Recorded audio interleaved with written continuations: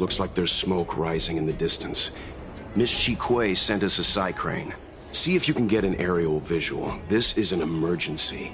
We need to find where the star skiff crashed as soon as possible.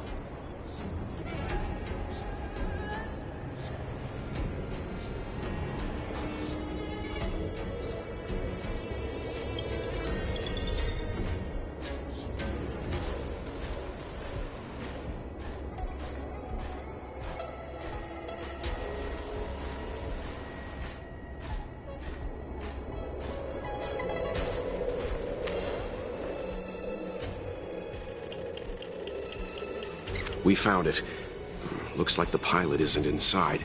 If they escaped before it came down, they should still be nearby.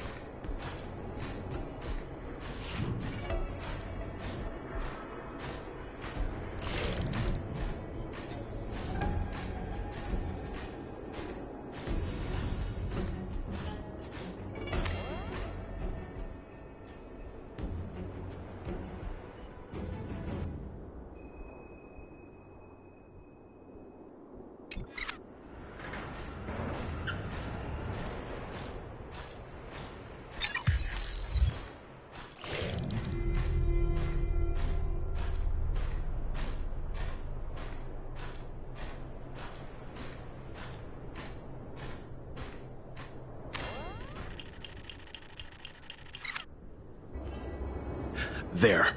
That must be who Miss Chikwe asked us to save. We need to hurry. Those abominations have trapped her. Be careful.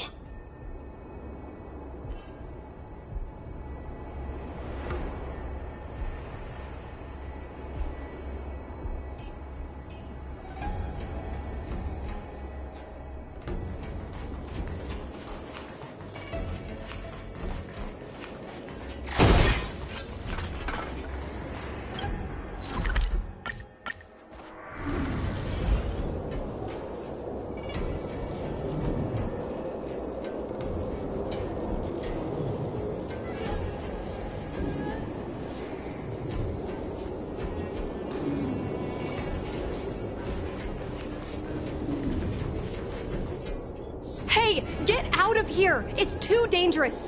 Go get someone from the Skyfaring Commission. Tell... Don't worry, Miss Chinny. We've been in worse danger.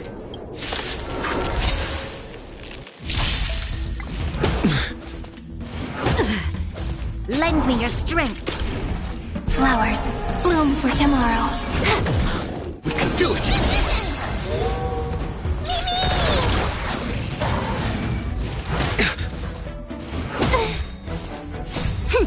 This is double speed.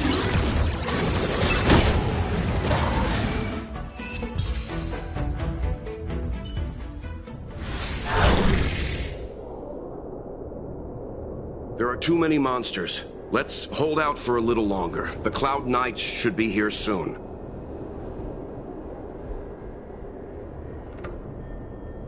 Just run! These monsters can't get up here anytime soon. No can do, Miss Chinny. We're not abandoning you.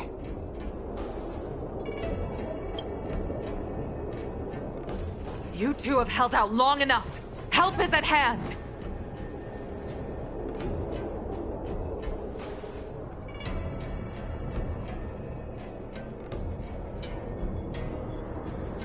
Cloud Knights, formation! Prepare to engage! Hold on, Jingni. We're coming to get you! Lend me your strength. Stars, shine for the heroes. I choose you! We can do anything!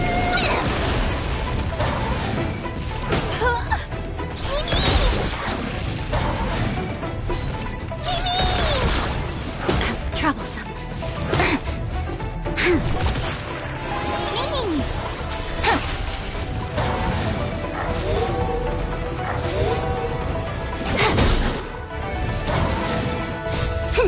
This is double speed.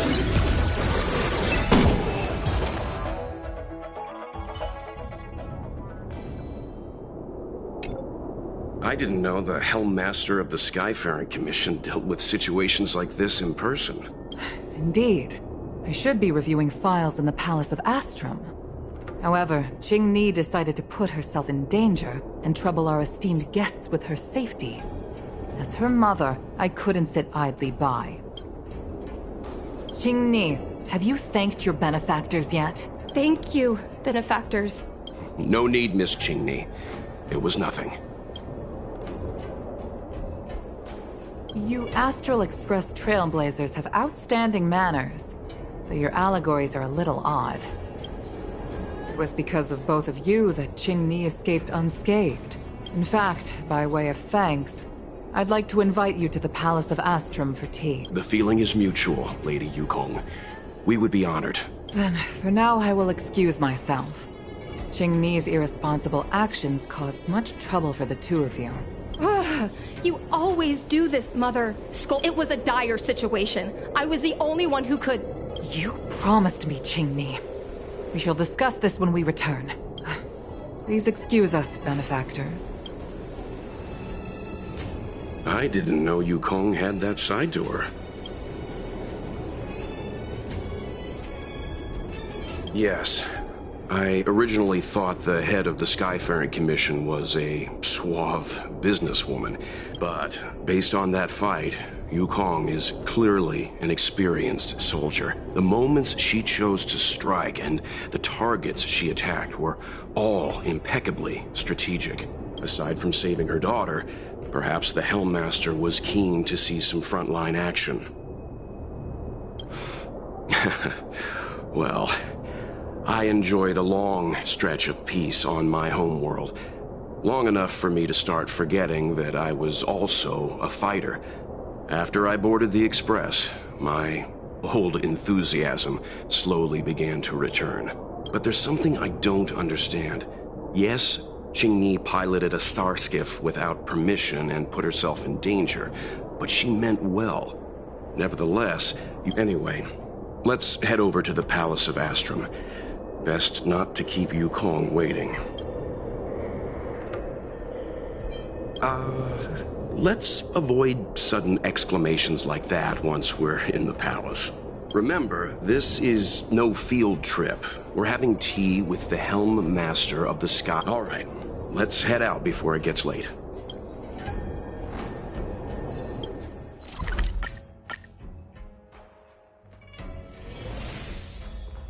Why won't you listen to me? Because it's my life!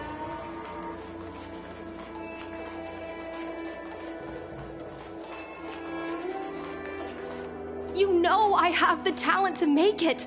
I can become the Luofu's best pilot, just like you were. Talent?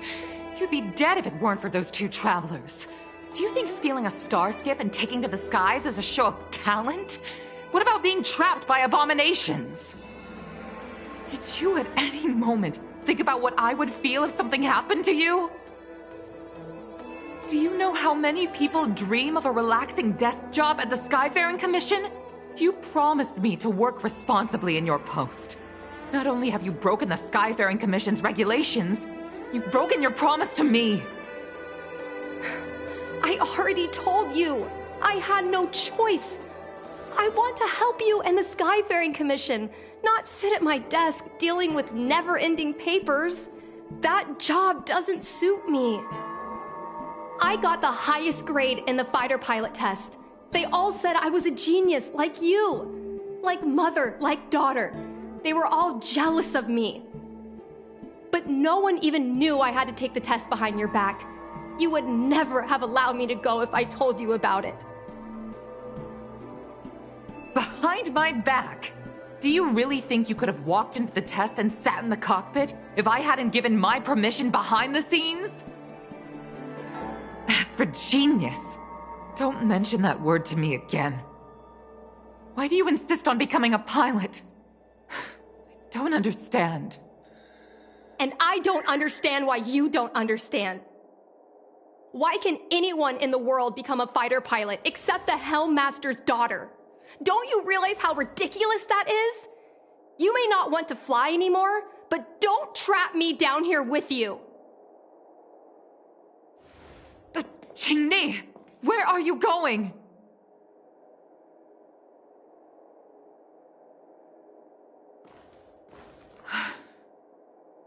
I'm sorry you had to witness this. Apologies, Madam Yukong. We should have given you some time.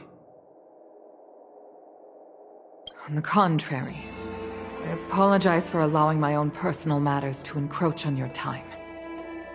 We don't intend to pry into private business, Helmmaster Yukong. But if there's anything we can help with, please don't hesitate to ask. Family issues, I'm afraid. You probably heard a thing or two just now. Despite my earnest wish that she continue in her post, Qingmi is fixated on becoming a fighter pilot. I may seem overbearing, but the situation she gets herself into sent a shiver up my tail. It's funny, isn't it?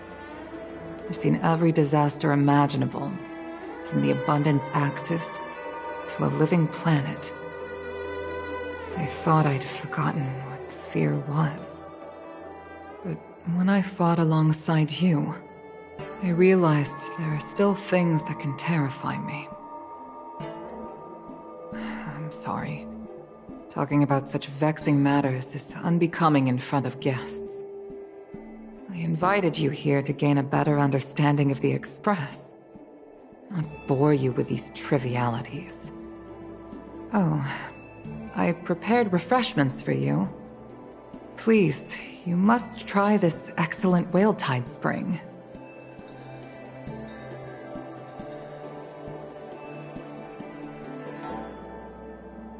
Please accept these gifts as thanks for saving my daughter. I'd heard that the Nameless had traversed the Starry Sea, but I wasn't prepared for how much I could learn from you. Well, I'd heard from members of the Skyfaring Commission that you were a top-tier pilot, Madam Yukong, and an ace among the Cloud Knights. Now that I've seen you in action, I know the rumors were true. I hope to witness your flying ability for myself one day. We'll head off now. The Commission must be busy. I look forward to our next meeting, Madam Yukong. On my flying ability, I'm afraid I'll have to disappoint you, Mr. Yang. The sky no longer suits me.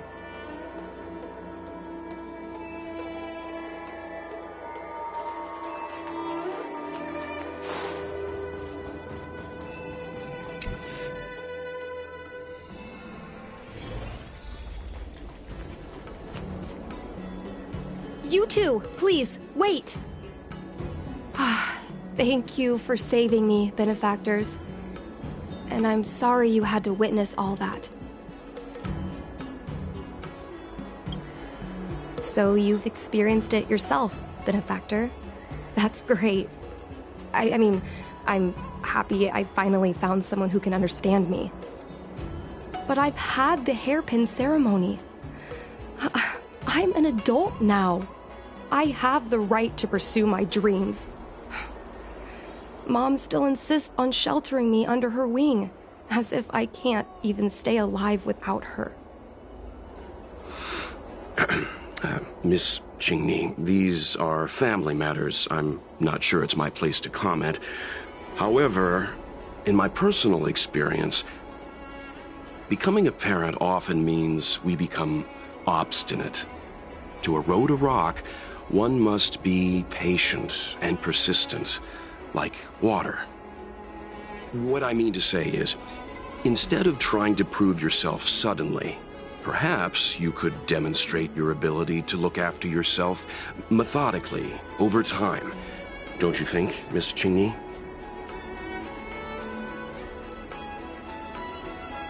My mom is actually a reasonable person, but she gets unreasonable as soon as I mention flying. She hid my Starskiff toys, dragged me away from the port when I stayed behind to count ships, forced me to study for ages. I did everything I could to work my way into the Skyfaring Commission. But she used her authority to assign me a desk job. Every time I walk along Starwatcher Avenue and look up at those ships flying freely across the sky, I feel empty inside. Speaking of empty inside, so how were Mom's refreshments? Good? I've been so angry today I forgot to eat anything. How about this? My mom thanked you guys with refreshments, so I should do the same. Let me take you around Starskiff Haven. We can try the most authentic snack on the LaFu.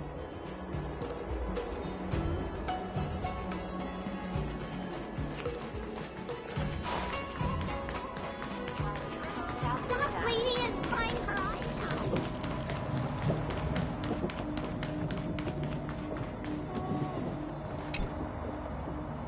out. We're here! The thing about the most authentic snack on the Cienjo LaFu is it's a drink, and it's inside this vending machine. I'm sorry. I'm afraid I don't have the money for anything fancy. Here, Mung Bean Soda. 1 can each. This thing has a bit of a unique flavor, but I love it. Let me try. A nostalgic experience. Oh, is there a drink like this where you're from? No, this reminds me of when I first boarded the Express and forced myself to drink Himiko's coffee, and how my taste buds never fully recovered. How is it? Bearable?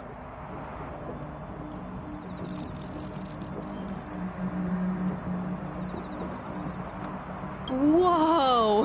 I've never met a traveler who could down a mung bean soda like that. But I guess not everyone can accept what I like. Just like flying. Well, don't force yourself. Let's go somewhere else. Ooh, I know a really great place in Starskiff Haven to Starskiff watch.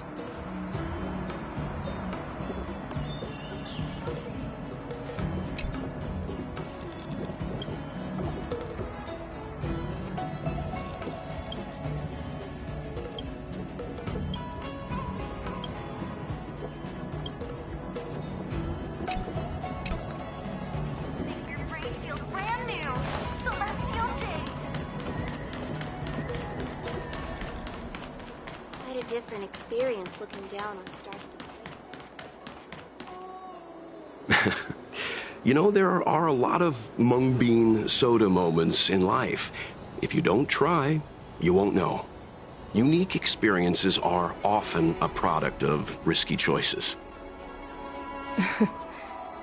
Tell that to my mom. Her #1 life lesson is, you can't turn back once you enter the sky. Pilots are always dancing with death. I know she's right. I know being a fighter pilot is an exhausting and dangerous job. But I still want to fly among the stars. To fight for the Cienjo Alliance across the vast galaxy. Why are you so dedicated to that idea, Miss Jingni? Have you heard of the Foxian birth fate tradition? Soon after a child is born, we surround them with items that represent future destinies. If the child reaches for a jade abacus, then they'll grow up to be a diviner. If they reach for a sword, then they'll grow up to be a famous warrior. And if they reach for a toy starskiff,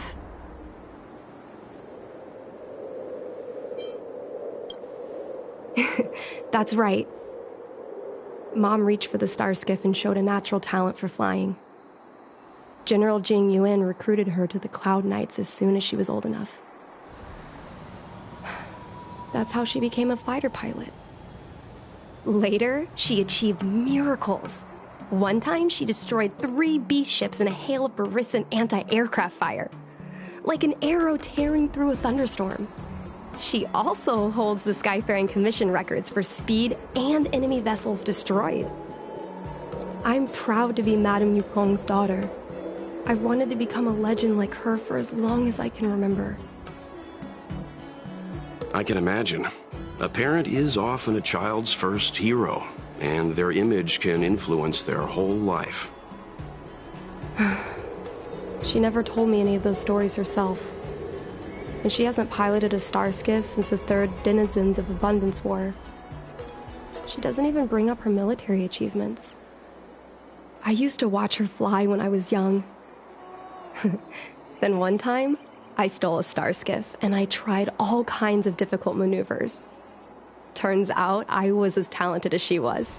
Not only did I survive the flight, my landing was perfect. I remember feeling so happy when they took me to see my mom. There I was boasting about the flight, expecting her to laugh, pat my head, say, "That's my girl," or something. But boy, I've never seen her so scary. I admit, I deserve to be punished. You can't let a kid get away with stealing a star skiff. But my mom was angry about more than that. She was angry because I viewed her as a role model. Because I had the same talent as her. I don't understand it. Parents never want their children to be in danger. I think I can understand, Madam Yukong. But flying is the only thing I want to do. I've already touched the sky.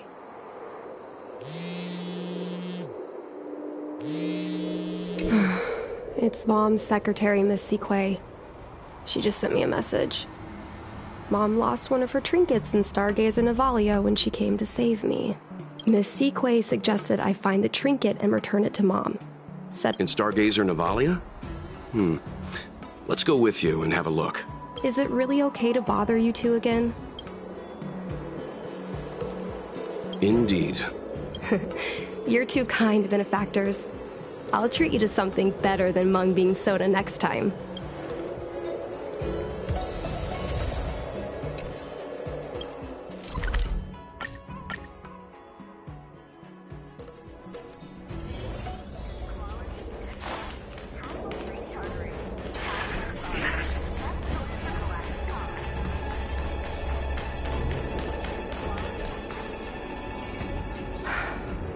The fight with the abominations was pretty chaotic. I think Mom's trinket would have dropped around here. Do you know what it looks like, Miss Chingy? Let me think. It should be a little square thing. This is your area of expertise.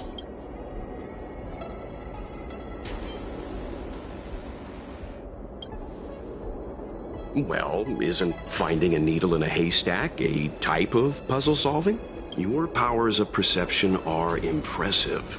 No matter how well a treasure chest is hidden, you're always able to spot it.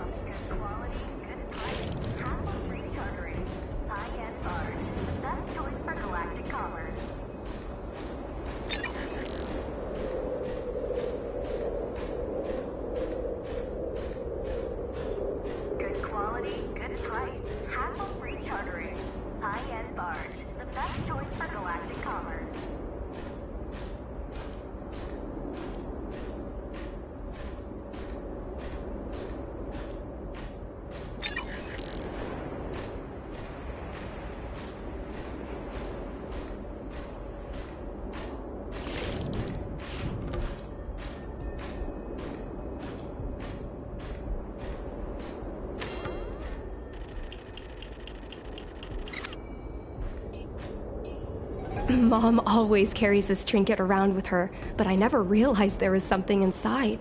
Is this the Hunt Crest? This is what pilots hang in their star skiff cockpits for good luck.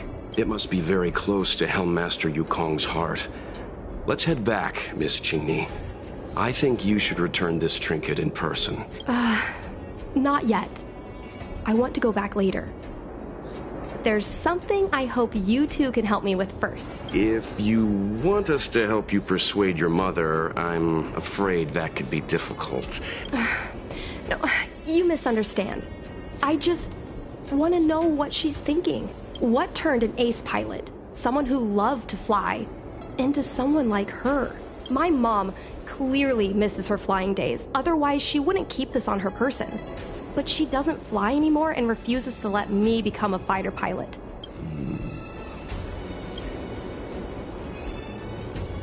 Well, the General's been busy at the seat of Divine Foresight recently.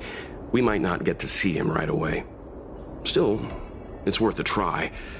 He was the one who promoted Helm Master Yukong. General Jing Yuan? Are you sure it's okay to go straight to him? Oh, right. You're the General's guests.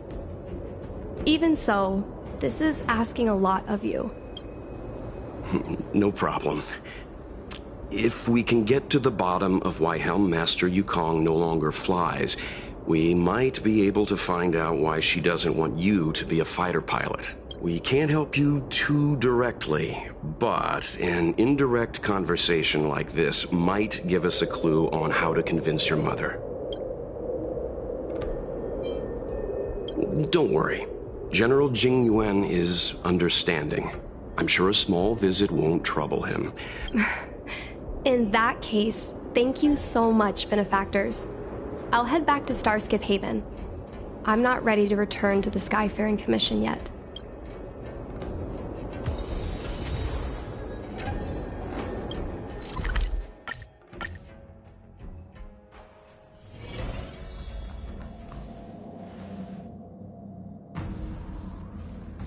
Can you wait a little moment? The Master Diviner will be here soon. She's temporarily taken on the General's responsibilities. Before meeting you, she must make the current situation known and fortify public spirit. This is her first real test as a General. I hope she can get used to things quickly. I don't think I can ever get used to this.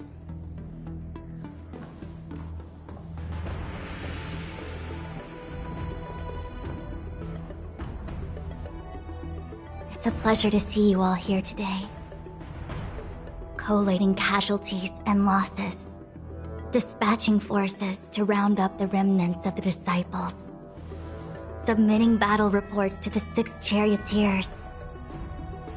Now I know what Jing Yuan meant when he said, "The highest throne faces the strongest wins."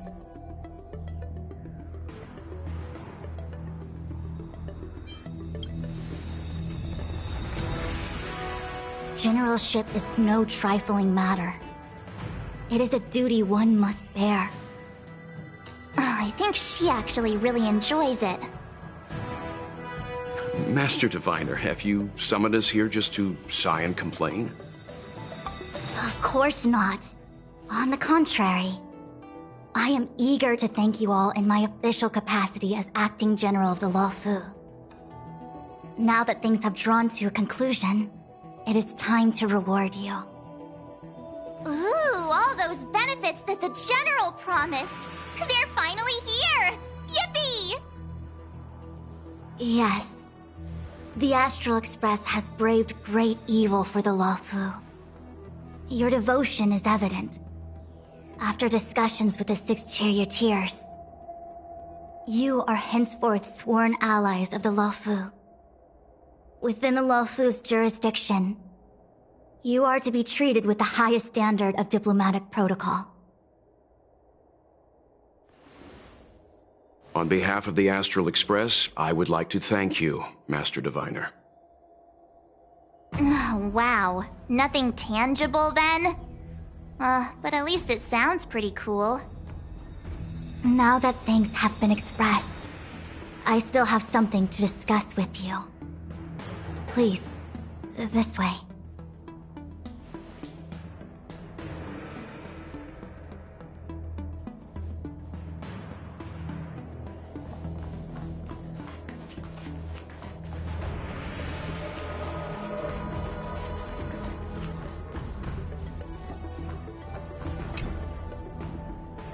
Mr. Yang, and you? What brings you to the seat of Divine Foresight this time? It's nothing urgent. We were hoping to... understand Helmmaster Yukong a little better. Yukong? I heard an office worker from the Skyfaring Commission flew a star skiff to assist in the present crisis, but ran into trouble herself. She was only saved thanks to a couple of travelers. On behalf of the Law Fu, you have my thanks once again. The seat of divine foresight heard that Yukong's seldom seen but often feared temper was on display. I believe the two of you were caught between mother and daughter. We heard that Helmmaster Yukong was an outstanding pilot, but that she refuses to let her daughter embark on the same career. Yukong herself is best placed to answer such questions. But naturally, you are here because you fear that Helmmaster Yukong would decline to answer. If you wish to dispel Miss Qingni's curiosity, perhaps we can take a small step back from the topic at hand. What do you wish to know about Yukong the pilot?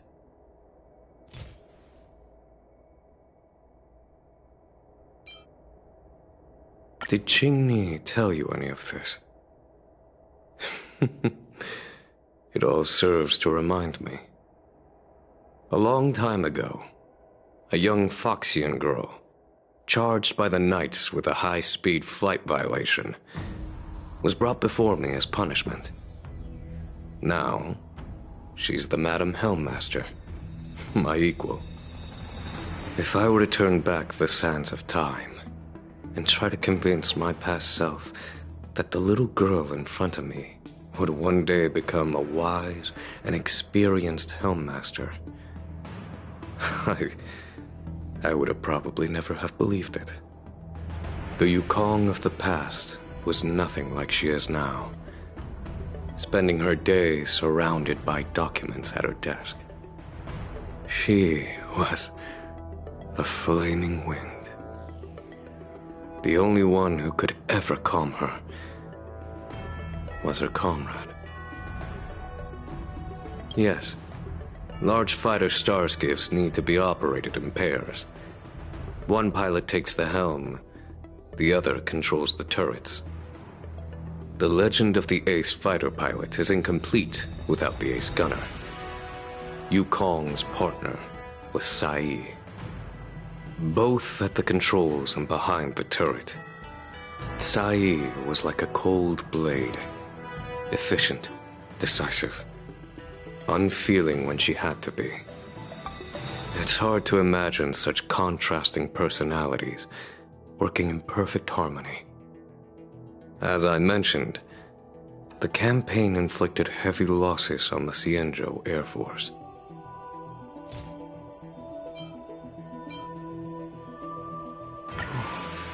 This is a divine object from the Rainbow Arbiter? Where did you find this? This object has been stored inside Helmmaster Yukong's personal trinket all along. Miss Qingni lent it to us. She thought it might be a way to find out more about Yukong's past and why she no longer flies. This object is no ordinary trinket. It has borne witness to blood and tears. I'm sure you're both familiar with the Xianzhou's long galactic hunt. But have you heard of the denizens of Abundance Wars? As the Xianzhou has continued to cleanse the universe of immortal abominations, so too has the Abundance Axis succeeded in breaching our defensive lines. They pushed the Xianzhou to the brink of disaster. 30 years ago, the Xianzhou Yaoqing and Fenghu were besieged by our enemies.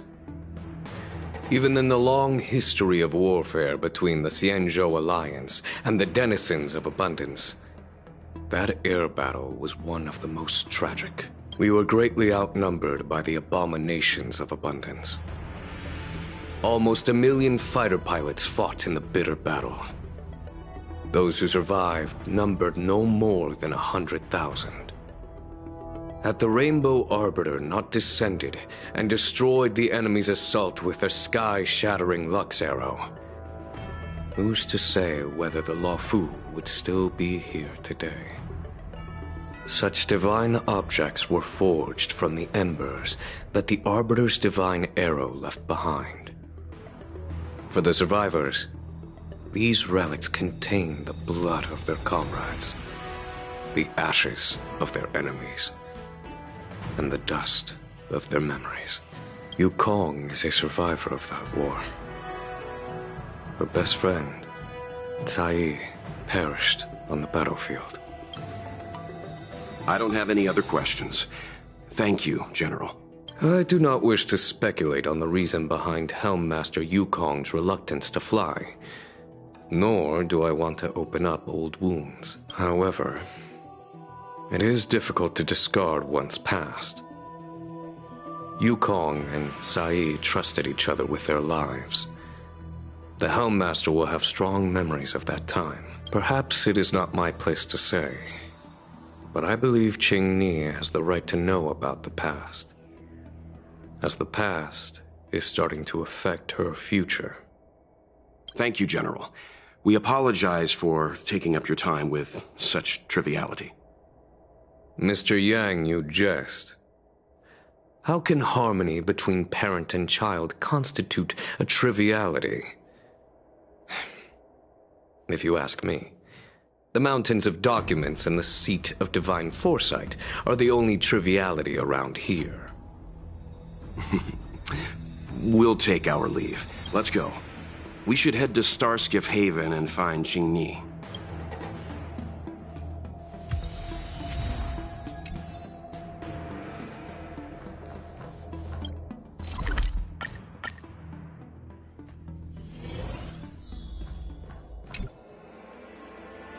You're here. My mom isn't in a great mood. She went... Probably because of me. You two are very similar. Well, we do both like to take a walk after a fight. The only difference is that I come to this side of Starskiff Haven and she heads to the other. Really? I think it's silly. Anyway, did you find anything out from General Jing Yuan? Did Helmmaster Yukong never bring this up with you? I was always curious about her past, but she either dodged my questions or pretended not to hear them. In the end, I realized she probably experienced something that left a scar that never fully healed. Indeed. That's probably why Yukong was never willing to fly again after the battle, and why she forbids you from flying. So she doesn't want me to fly because she remembers the pain of losing her friend. And she thinks that my talent makes it more likely that she'll lose me in the same way? I can't guarantee that's what she's thinking, Miss Qingni. You should talk with her yourself. You're right, Mr. Yang. But I still have something else to check first. This past that General Jing Yuan mentioned is probably archived in the Palace of Astrum. I remember watching her handle a document with great care before she filed it away. Do you still remember where it was filed, Miss Qingni? Vaguely, but there are so many files stored in the Skyfaring Commission. Could I ask you benefactors to look for it with me? A couple of Outworlders going through Skyfaring Commission files isn't a good look. I'm afraid we can only accompany you, Miss Qingni. You'll need to do the searching yourself. Of course. You're right. Sorry.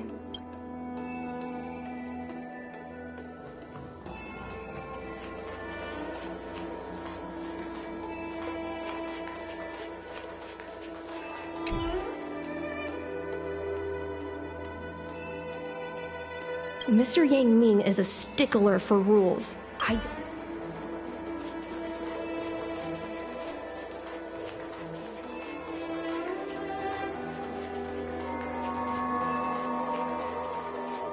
We can use this one. Okay. Let me see. Helmmaster's personal archive. Oh, I got it!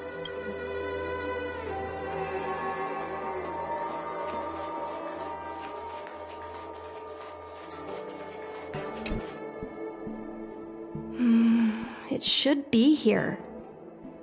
Let's see. Yes! This is Mom's diary! Miss Qingmi, I don't think the two of us should be reading your mother's diary. It should be fine. This is from decades ago. For you travelers, that's more than half a lifespan. No, I still think I shouldn't read it. You stay here with Miss Qingmi. I'll be waiting over there. Fine. Is it really that big of a deal?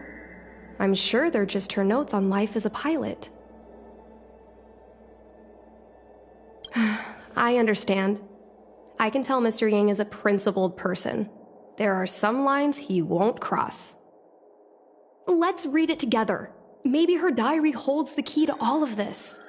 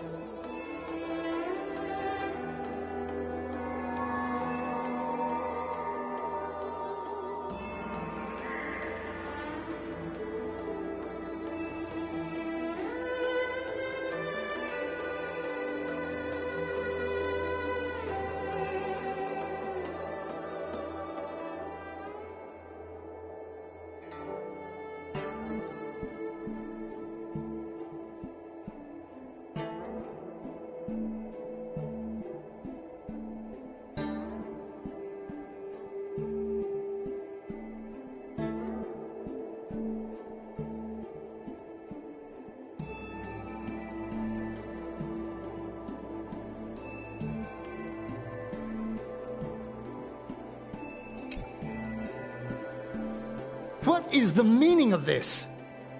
The Helm Master's daughter bringing Outworlders in to sneak around? What do you have in your hands? Let me see. Madame Yukong's diary? The nerve. How dare you read Madame Yukong's personal diary? And with her daughter, too. By the Arbiter, you two are— Mr. Yang Min, please, calm down. I see. Qingni, I know Madame Yukong's position on you becoming a pilot is tough for you to accept, but she has her own concerns. I understand, Mr. Yang Ming.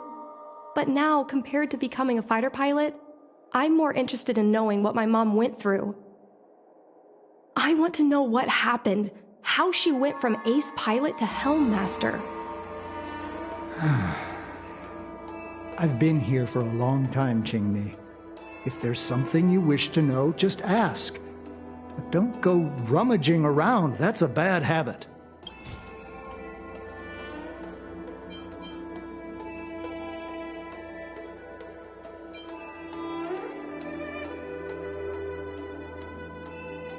No, this isn't something I should read. Don't... Yes. This divine object, if I remember correctly, it's the one Madame Yukong always carries with her? I heard the war that forged this object was only won thanks to the Rainbow Arbiter's blessing. If Madame Yukong still carries objects from that pilot, then perhaps she still longs for the sky. If Mom still longs for the sky, then why does she no longer fly? Perhaps Tsai's passing was too much for her. You shouldn't be asking me about this. Ask your mother. Miss Tsai, I remember her. She was an ace gunner. Many people wanted to be her flight partner. Her husband, Mr. Guang Yuan, was a pilot. They manned the same skiff and were the envy of many. But when it came to pilots, your mother was the best match for her. They flew together all the time. Even Mr. Guanyan couldn't match their numbers. After he passed away in battle, Tsai rarely teamed up with anyone except your mother. It was tragic when Tsai died soon after. That's the life of a pilot. No one knows which flight will be their last. Tsai's death was a big blow to Madame Yukong. After the battle, she refused to turn in Tsai's possessions as per regulations. She kept them locked away, occasionally taking them out to admire.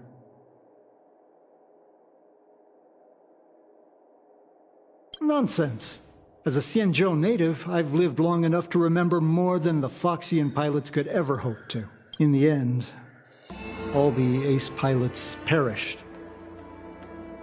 The only thing I can do is to remember them and ensure they are not forgotten too soon. Where are Miss Tsai's possessions stored? Thanks for telling us all this, Mr. Yang Ming. You're welcome. I know this is important to you. I suppose you're going to go through Madame Yukong's office desk next. I can understand your position, Qingmei. I'll take my leave and pretend I didn't see anything. After all, it's an unwritten rule that subordinates should be absent when their superior's privacy is exposed. Please don't tell your mother that you saw me today. Got it. Hurry. Madame Yukong will be back soon.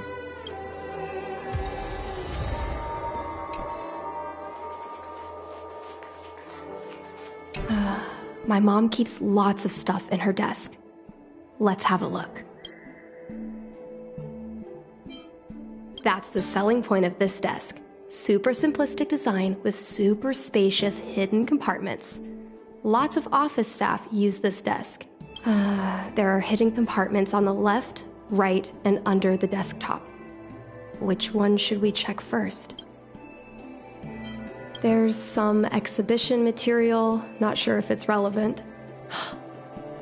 This is the Fallen Heroes archive.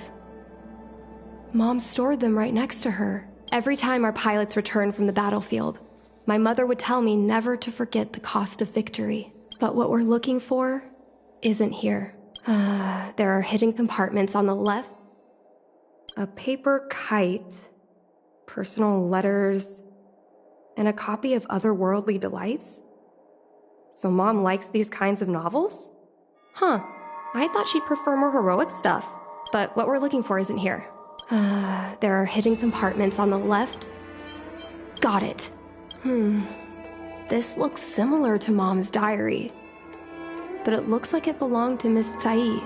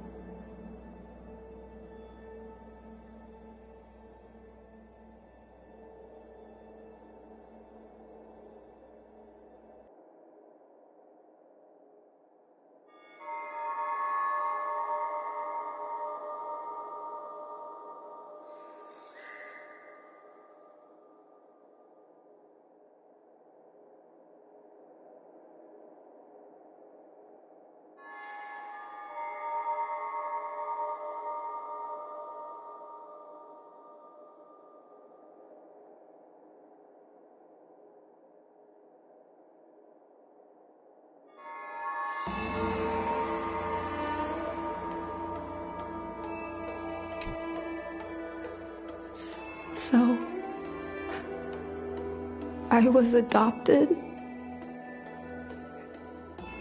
And this Miss Sai was my real mother?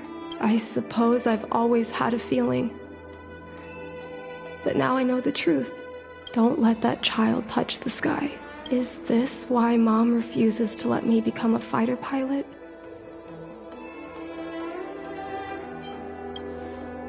For a pilot, the most important oath before departure is the promise to bring your comrade back. Mom didn't manage to bring her comrade back. So she vowed to prevent me from setting out. Not only am I her daughter, I'm also her final promise to Tsai. I never thought my dream would put Mom in such a difficult situation. I feel a lot closer to Mom after reading this diary. Even if we're not connected by blood. I understand her a lot more now. Can you come with me one more time? I want to have a proper chat with Mom. Yes. Thank you.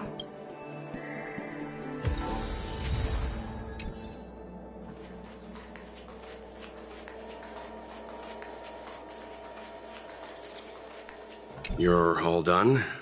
Did it go smoothly?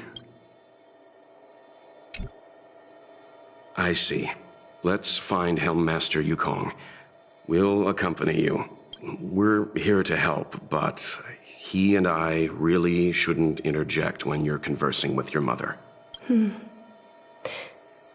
It's okay. I understand. Just having you stand next to me is already a great help, benefactors.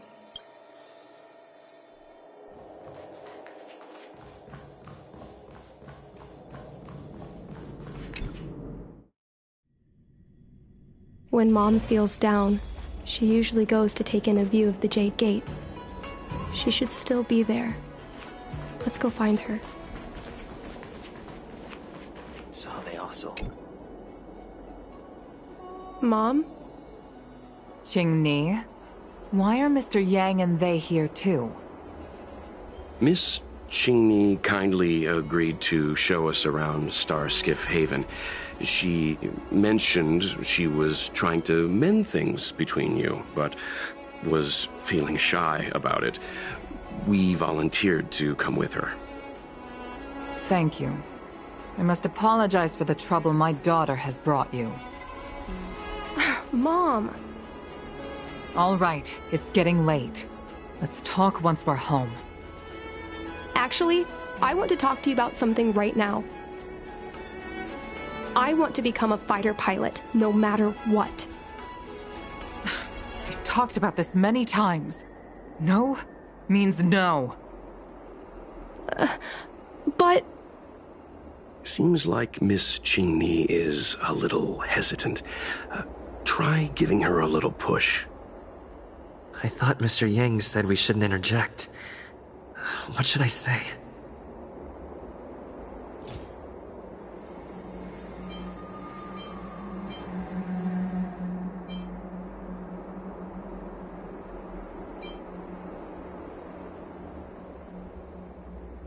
Is that Sai's diary?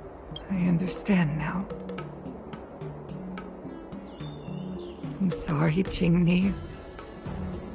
I cannot support your dream because I made a promise to someone else. I don't expect to gain your forgiveness. I just hope you can understand my reason. Mom, what are you talking about? I'm your daughter. Our bond is bigger than forgiveness and reason. I'll listen to anything you have to say. Just like you, I once longed for the sky. I know what it feels like to fly through infinite space, to be surrounded by the vast expanse of nothingness, with unimaginable splendors looming in the distance, to To float like a single leaf in the fathomless stellar sea. Some called it loneliness. But we called it freedom. Sai was like that too. We're friends since childhood.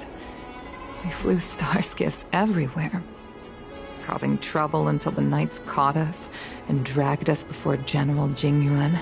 We soon became the most elite fighter pilots of the Skyfaring Commission. It wasn't an easy life. You could even say it was a cruel one. You never knew if the friend next to you would make it back alive. Of course, the same could be said of yourself, but those are my best memories. We would strike out into the sky, repelling demons and upholding justice. The blood we shed bore witness to it all. The life of a Foxian is short and fleeting. Surely we should dedicate ourselves to such glorious aims. System space all clear today. Great weather for flying. We're engaging the main Borison fleet this time. Don't get too excited. Huh? Sounds like maternity leave knocked the wind out of your sails. Feeling rusty? Oh, shut it. I think you're just excited because you haven't flown with me for so long. Did you miss me? Of course I missed you. The galaxy felt smaller without you in my cockpit. Say, Sai, really didn't think you'd come back. Do you really like flying star skiffs that much? You bet. Sure, it's exhausting, dangerous, low paid. Plus, you only get back to the Luofu a few times a year. But given the choice, I'd always pick this. I guess I already touched the sky. Mind is mysterious. I've lived for more than 200 years. Forgotten nearly every conversation I've ever had. But I still remember us shooting the breeze that day. It was the last time I spoke to Sai.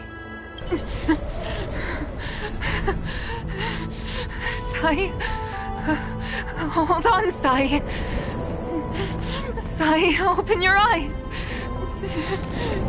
Sai? Thank you. You go. I've had a good life. But please, don't let Jinmi walk the same path. Don't let her become a fighter pilot.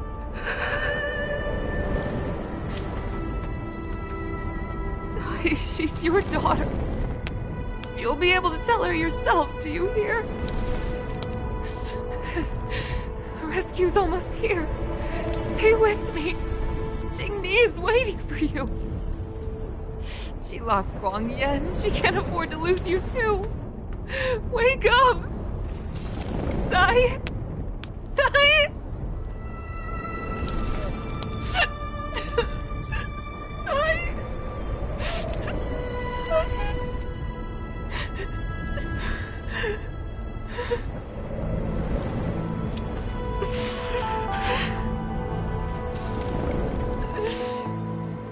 When I climbed out of the burning carcass of the star skiff, I looked up into a clear sky, pure and seemingly unadorned by the atmosphere that arced far above us.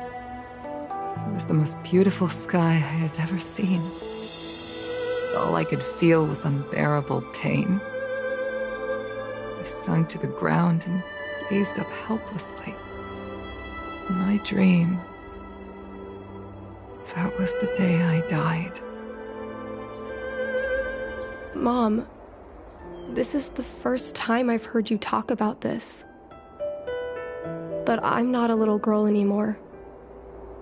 The road of a fighter pilot is a cruel one.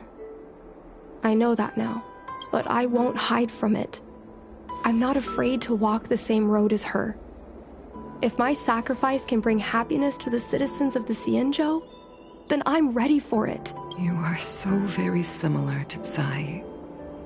The more outstanding you became over the years, the more fearful I turned. I've known for a long time you were ready, but I was not. You know, the cruelty has never claimed victory. Me, Tsai, your father Guangyan, we were prepared for the worst when we enlisted. Do you know how we won that war? The war that took away Tsai and the lives of hundreds of thousands of fighters. The Rainbow Arbiter's divine arrow. Yes. The mighty blessing of the Rainbow Arbiter annihilated all abominations in a single strike. We had to pay with the blood of hundreds of thousands of soldiers just to halt their advance. If crushing our enemies was as easy as breathing for the Rainbow Arbiter, then what purpose did our sacrifices serve? Under the might of an eon, the sacrifices of ordinary creatures are but a joke. We are nothing. We mean nothing. Mom. But I never should have allowed my fears to compel me to make decisions for another person. Even if that person is my daughter, I brazenly interfered with your choices. I am sorry. That is my failure as a mother. Mom, you don't need to apologize. Really, you don't need to. I'll take you to fill in the paperwork tomorrow. You'll start as ground crew, just like Tsai and I did. I believe that one day, you'll make an outstanding fighter pilot. Huh? Really? Thank you, Mom. Thank you. Thank you. Thank you. I was afraid of you following in my footsteps, and more afraid of you taking after Tsai. But if this is your choice, then I'm willing to support you, even if you live to regret it. Mom, I have one last request. Tell me. I want to fly with you at least once.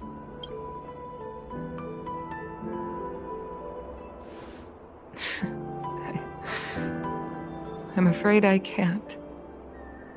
I won't be flying anymore. But why? Because I already touched the sky.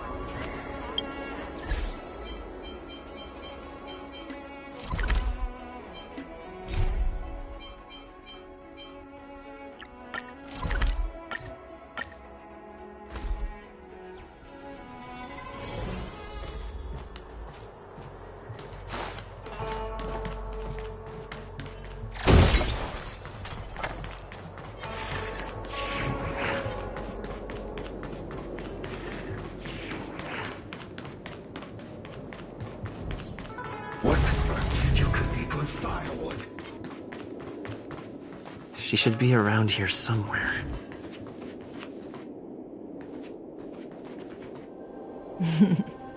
I knew you would come.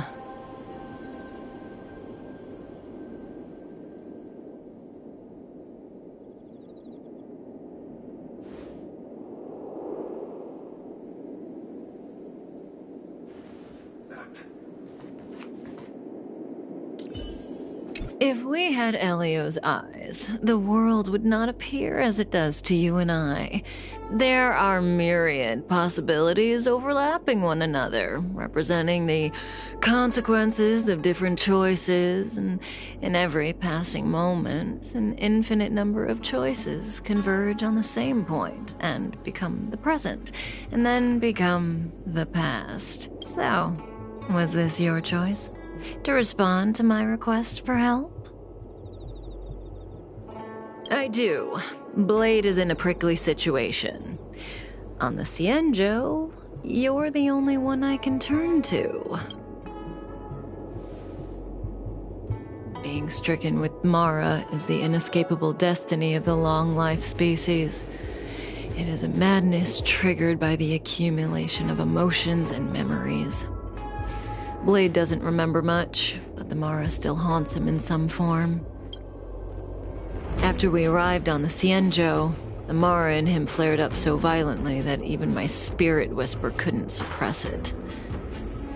He's not fit for interstellar travel in this state. My plan is to use Spirit Whisper to temporarily seal the Mara by reducing its potency. I need to focus all my concentration, so I'll be vulnerable for some time. I need you to protect me while I suppress Blade. I know when danger will come and what form it will take. Don't worry. Together we can do this. No harm will come to you. Now, there are wandering monsters nearby. They'll spell trouble if we let them hang around.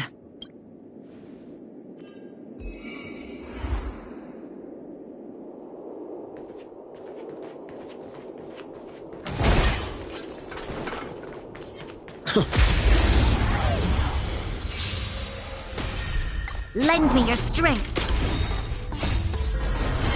To guard and defend. Crush them. Flowers bloom for tomorrow. We can do it! This is double speed.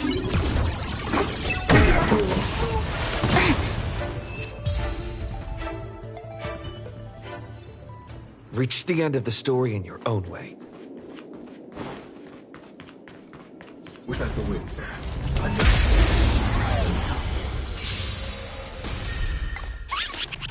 Lend me your strength. Stars, shine for the heroes. I choose you!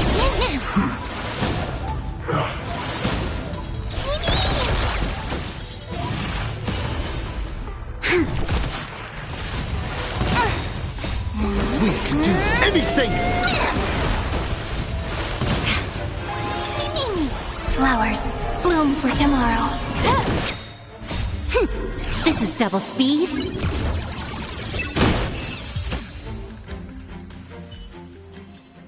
Reach the end of the story in your own way. What was that for? You can be deja vu. Lend me your strength. To guard and defend. Crush them. Stars, shine for the heroes. We can do it!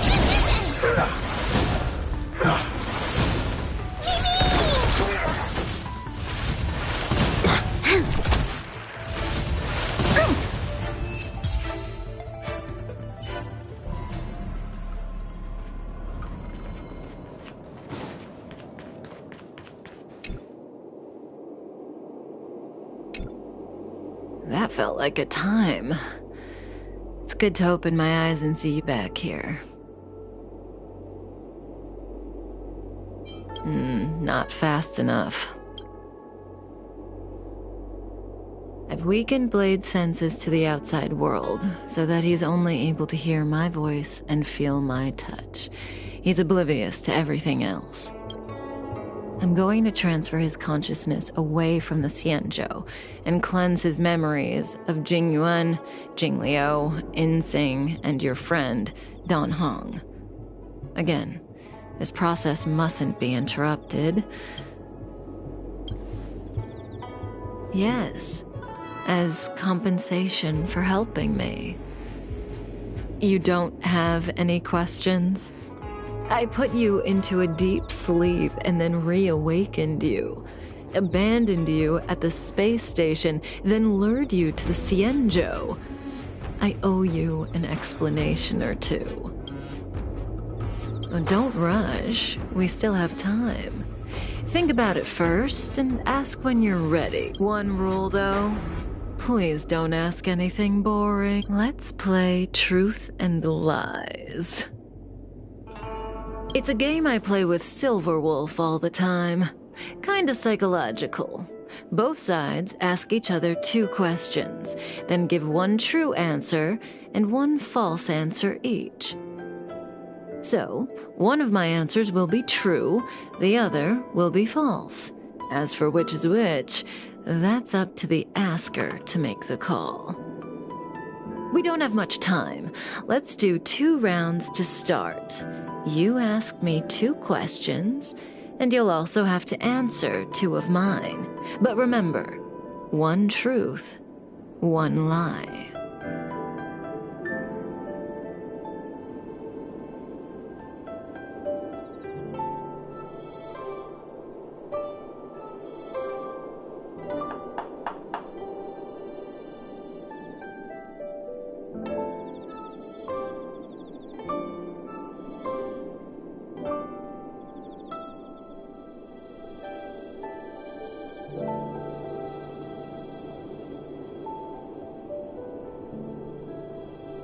Oh, that's not allowed. Ugh, the game only works when both sides follow the rules, and I'll be none the wiser if you break them. Let morality be your guide. But I give you my word. I will abide by the rule of 1 truth, 1 lie. I'll go first to give you a demo. Oh, don't be nervous. The first question is quite trivial. You can tell the truth or tell a lie. It's the second question where the game gets interesting. My first question is, what do you think about me? Huh? What do I think about Kafka? How should I answer? If I tell the truth, I have to lie the next time, and vice versa. Or I could just cheat. Is that really an option?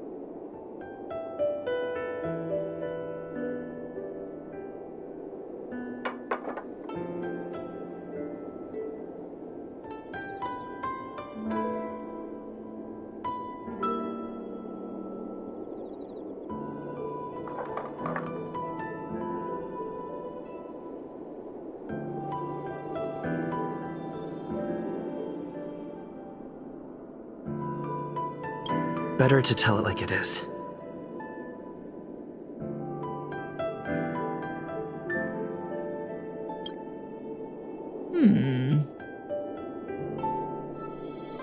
And there you have it. It's a pretty simple game, don't you think?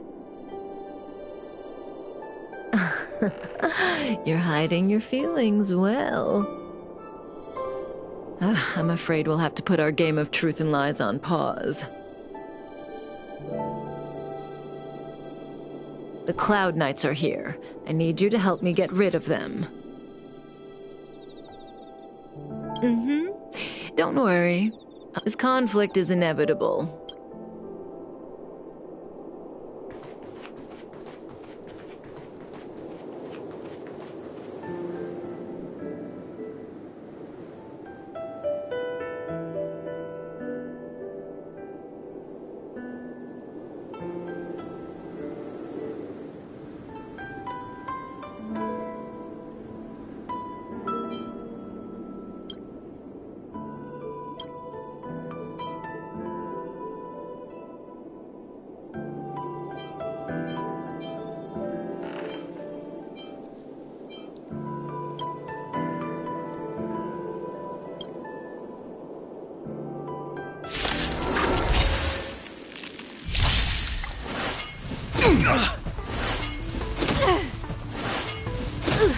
Lend me your strength. Stars, shine for the heroes. This is double speed.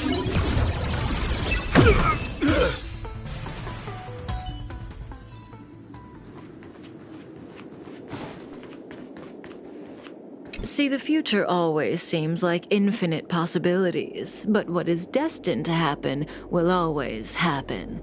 This conflict is inevitable because the other possibilities don't exist. I need to use the Spirit Whisper on Blade again, but let's play another round first. Have you thought of your question? The game continues. Your turn. So, I get 2 questions, only one of which Kafka will answer truthfully. But I won't know which answer is which. What should I ask?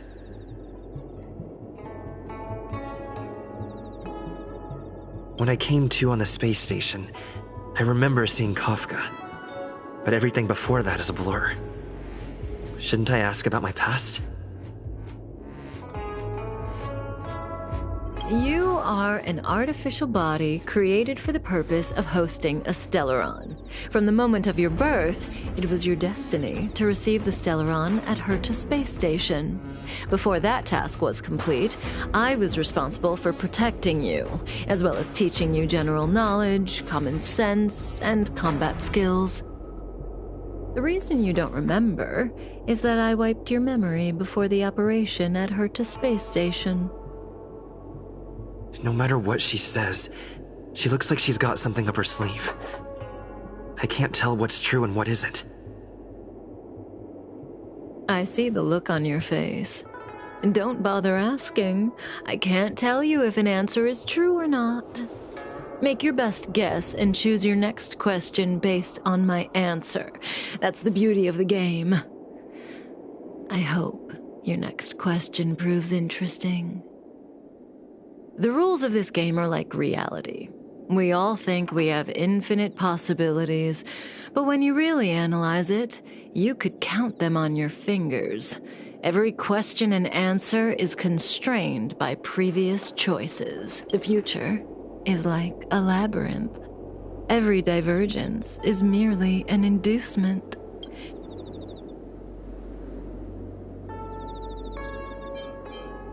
Do I sound that negative?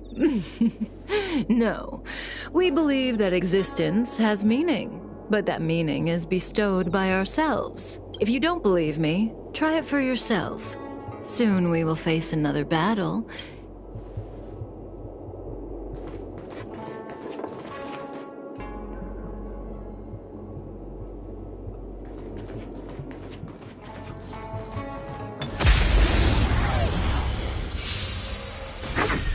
Lend me your strength. Stars, shine for the heroes. I choose you. We can do anything.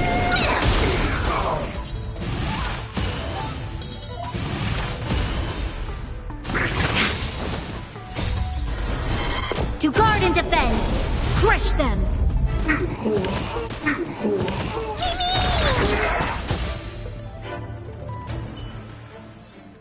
Reach the end of the story in your own way.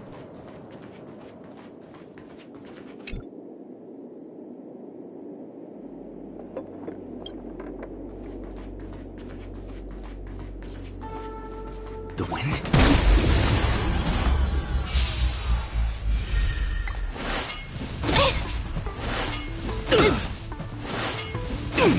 Lend me your strength. Flowers bloom for tomorrow. This is double speed.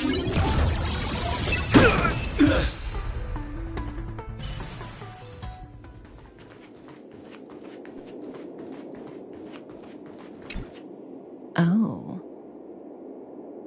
Well, you're doing a great job. The future is still clear. The real test lies ahead. The young swordmaster of the Cloud Knights. He will not be an easy foe. Until then, let's continue our game. It's my turn again. Second question. Do you want to see me again? What kind of question is that? Will we see each other again? She'd know the answer to that one.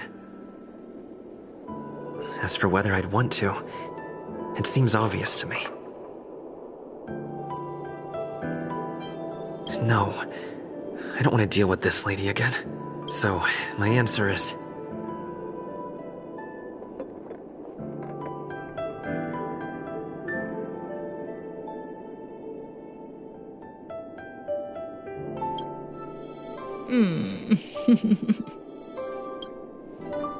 Okay, I'm done asking. What a surprise. I can't see through you. Well, it's your turn to ask a question. Come see me when you're ready. This is your last question. Surprise me. I don't know if Kafka was telling the truth in the previous question, but one thing's certain. For this question, she'll have to answer according to the rules. Should I venture into a whole new topic?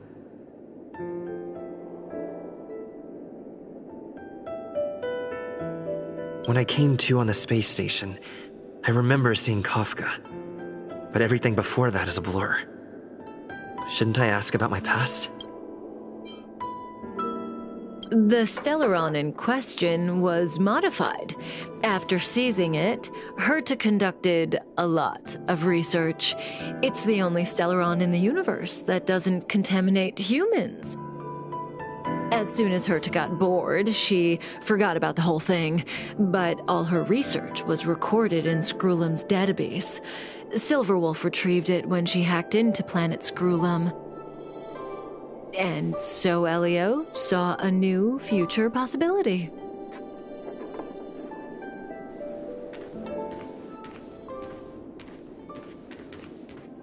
Stellaron hunters. The General was merciful enough to let you live, but you haven't shown the slightest bit of gratitude. Why are you here? Because he was struck by my spirit whisper. My powers of suggestion are capable of convincing people to accept my orders, all without a second thought. Defeat this little boy and your mission is over. You witch!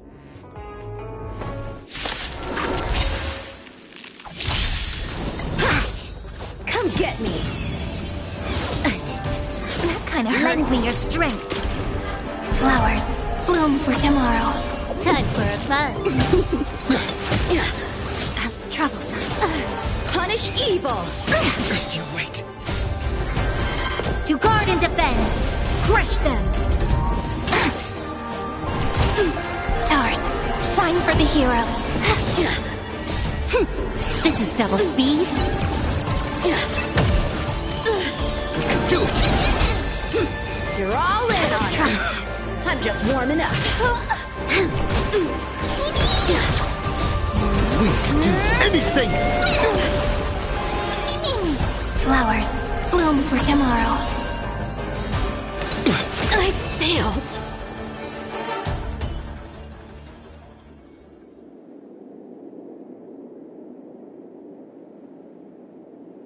If it weren't for you, that kid would have had me and Blade in the shackling prison in no time.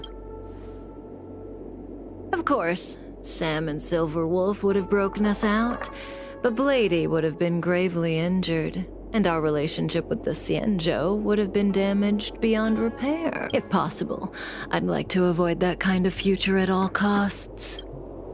Can I leave now? Yes. The Mara in you is temporarily suppressed. So long as you avoid overstimulation and familiar faces, you shouldn't have a problem. Wait. You're not leaving? I am sorry, Kafka. There is a person to whom I am greatly indebted. I must see them. Then it's in your hands. Elio didn't say anything about what happens next. Thank you for coming to my aid. I appreciate it. Our paths will cross again. I remember you. You once followed Kafka, didn't you? There was a time when she was on a mission. You were next to her.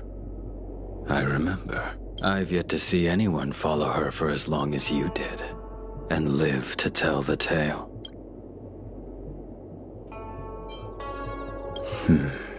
Every Stellaron hunter has a deal with Elio.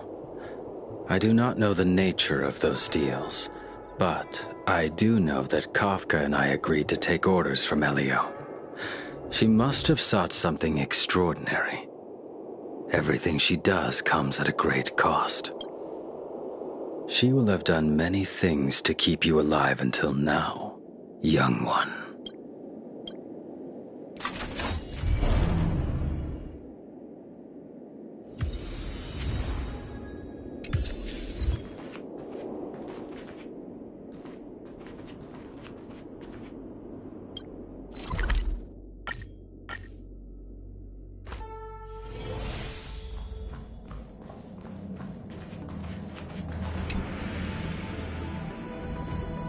Seriously? Thanking us like that and then immediately sending us on another mission? It's not a mission. The Stellaron Crisis, the Disciples of Sanctus Medicus Rebellion, the Arbor's resurrection, not to mention the Antimatter Legion infiltrating the Luofu. All of these incidents need reporting at the highest level for investigation. It's just that, having been in the middle of everything, I'm struggling to keep an accurate perspective. I would appreciate if you could go through it all with me, so that I can reacquaint myself with a finer detail. So, where should we begin?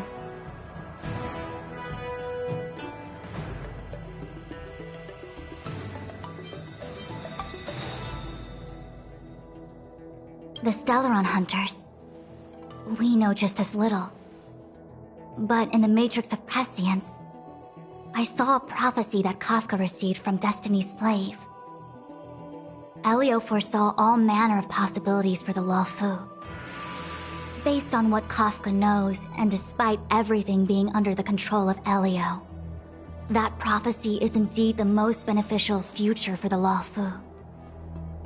The Stellaron Hunters walked right into our trap, and even gifted allies, in the form of yourselves, to the Xianzhou. That might sound self-interested, but I hope the feeling is mutual. Now that the future has come true, the Xianzhou has discovered the Legion's intentions, and with everyone's help, has imposed a crushing defeat on Phantilia. When the ambrosial arbor was severed by the Rainbow Arbiter thousands of years ago, the abundance became a taboo. Those within the Alchemy Commission, the original masters of the so-called Way of Immortality, were ruined at a stroke. The Commission became a shadow of its former self. Presumably, from that moment on, the seeds of discord for the disciples of Sanctus Medicus had already been planted. Some of them were willing to work with the enemy, acquiring a Stellaron from the Antimatter Legion to try and revive the abundance. They succeeded all right. But why would Phantilia's objective to be to realize their wishes? Those traitors gained nothing. They betrayed the Xianzhou only to become sacrificial offerings in the Lord Ravager's grand scheme. It appears that Vantilia was the mastermind behind it all. The Xianzhou warred with the Antimatter Legion in the past, and ever since we have kept a watchful eye on their movements. Few could have foreseen the insidious tactics employed in the execution of their assaults. The Lord Ravager slithered in unnoticed, clandestinely plotting and machinating, and surreptitiously bestowed a Stellaron upon the disciples of Sanctus Medicus. This heinous act instigated an uprising aimed at luring the Luofu into a perilous trap of self-destruction. The present danger posed by the Legion clearly demands a re-evaluation. We should proceed cautiously. That we may. But as logical as things might seem, there are still many details about which we're uncertain. For example, how was the Stellaron brought onto the Xianzhou? And who sent it onto Scale Gorge Waterscape? How many disciples of Sanctus Medicus still remain at large? All of this is a mystery. Thus far, we've done our best. I'm submitting my report to the Alliance, and I've already got a plan in mind. All of you will feature in the report. But for the sake of Jingyuan, anything related to Xianzhou internal affairs will have names redacted. I hope you can forgive me. I was about to make the same request, Master Diviner. Since the Arbor's resurrection, I'm sure the Alliance will be poring over every detail of the report. I fear that if the Astral Express gets dragged into matters, leaving will not be an easy task.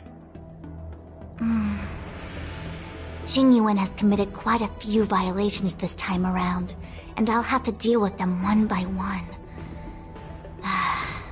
Cloud Knight generals are all such a hassle.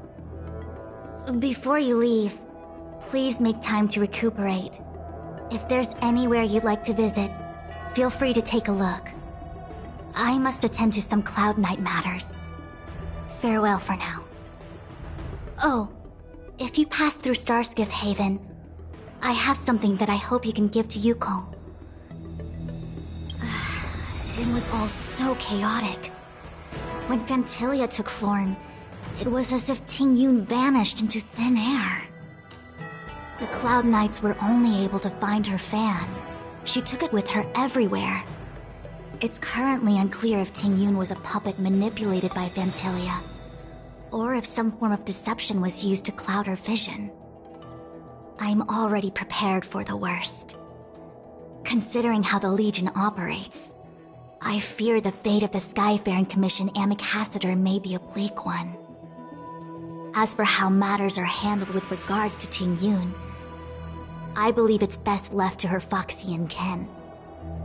I have informed the Skyfaring Commission of the events which took place, and I think it would be best if you were the one to deliver this item to Yukong. I understand. Leave it with us. Thank you, Mr. Yang. Now, let me take a look at my remaining duties for the day. It's getting late. If you need me, I'll be in the Divination Commission Conclave Hall.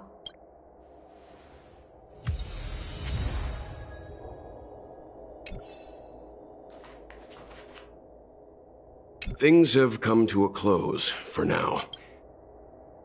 The Master Diviner asked us to pass on this item of Tingyun's. I'll go to the Palace of Astrum and meet with Yukong. If neither...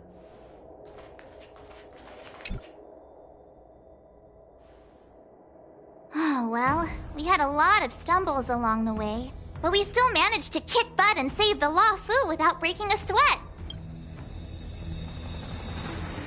You don't sound very happy. It may seem like the Stellaron hunters are controlling everything, but we create our own future. No matter how powerful they are, they can't make a future that doesn't exist come true. Since showing up, we've saved a lot of people and averted disaster for the whole Xianzhou. Who cares whether someone or something was directing it? Be happy. Actually, I was wondering if Diviner Fu could do me a favor. The Matrix of Prescience has amazing powers and can iterate and reiterate Kafka's past. So it got me thinking, if I turned the Matrix on me, could it calculate my past? I was shy. Talking about personal stuff like that in front of everyone? It'd be too embarrassing. When you're free, let's go hit up the Divination Commission together and see what Fu Xuan has to say.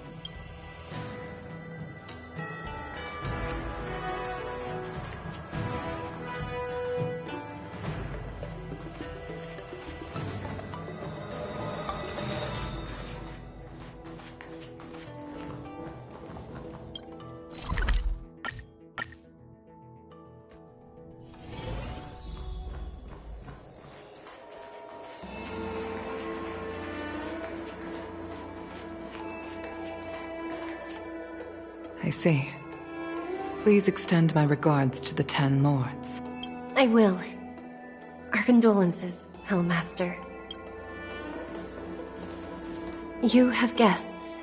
I shall take my leave.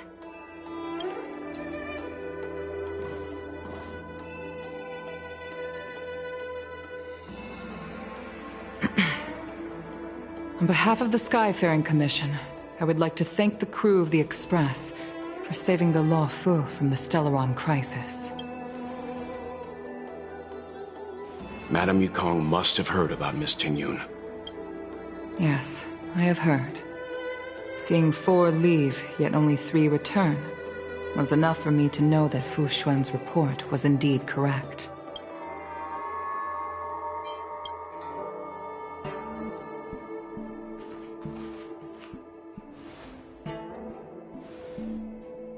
Tingyun.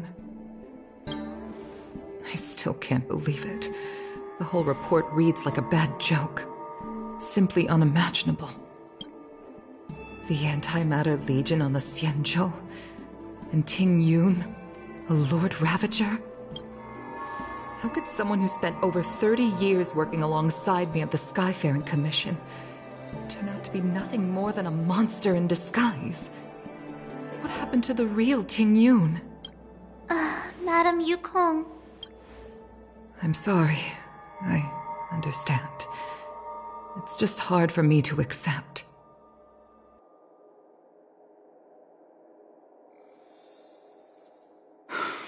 Thank you for bringing Tingyun's belongings back to the Palace of Astrum. The Stellaron crisis has cost us too many comrades. Brothers, sisters, children. I'd like to invite all of you, as witnesses to this war, to a soul-soothing ceremony hosted by the Skyfaring Commission. Will you consider?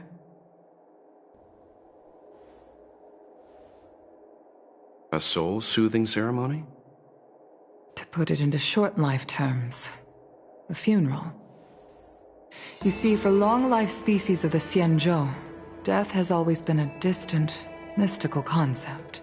Ordinarily, the Ten Lords Commission guides people to the Hall of Karma before any symptoms of Mara are detected. There, they leave behind their lives and wait for their time to come. People are used to a short farewell, as opposed to a tedious burial process. Given our limited lifespans, the only ones who place value on ceremony are us Foxians. Countless Cloud Knights lost their lives or became Mara-struck during the crisis. The Hall of Karma couldn't take them all in. All of these sudden deaths and unfulfilled wishes remind us that long-life species still live out insignificant and limited lives. By combining Skyfaring Commission technology with Foxian ceremony, we honor those who have passed on. We place items of the dead onto star skiffs and send them out to sail between the stars, to shine brightly among them. It's not just to comfort the dead, those souls who can never talk with us again, but also to comfort their surviving relatives, close friends, and indeed all residents of the Xianzhou. It's also my way of saying farewell to Tingyun. I know, I'm selfish. She may not have died a Cloud Knight, but she's still one of us here at the Skyfaring Commission. A victim caught up in a wider conflict. I'd like to hold this ceremony as a way of distancing the memory of Tingyun from from the Lord Ravager who tarnished her identity. I can still hardly believe it. I'll use my own methods to locate Ting Yun's whereabouts, but at present, this is the least I can do for her. I'd like to ask you all to witness this event with me. I've instructed Yen Ming to sort through Ting Yun's belongings. I hope you can pick some out to place around the star skiff. Leave this to us. We'll take care of it as per your wishes, Madame Yukong. Once again, my thanks to all of you. I've asked the judges of the Ten Lords Commission to ratify this soul-soothing ceremony, and have commissioned a special skiff at Stargazer Navalia for the ceremony. If you need anything, that's where I'll be.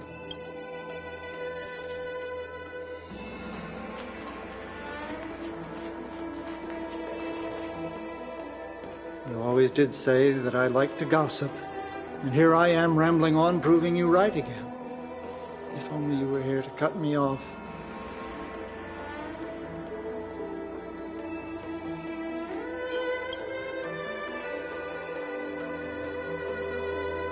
Oh, it's you.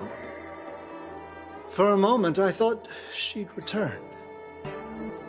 Did the Helm Master send you over? We're here to help sort out Miss Ting Yun's things. Madame Yukong wants to use some of them for her soul-soothing ceremony. Well, I've managed to get through pretty much everything. It's all in this box. Please, take your time.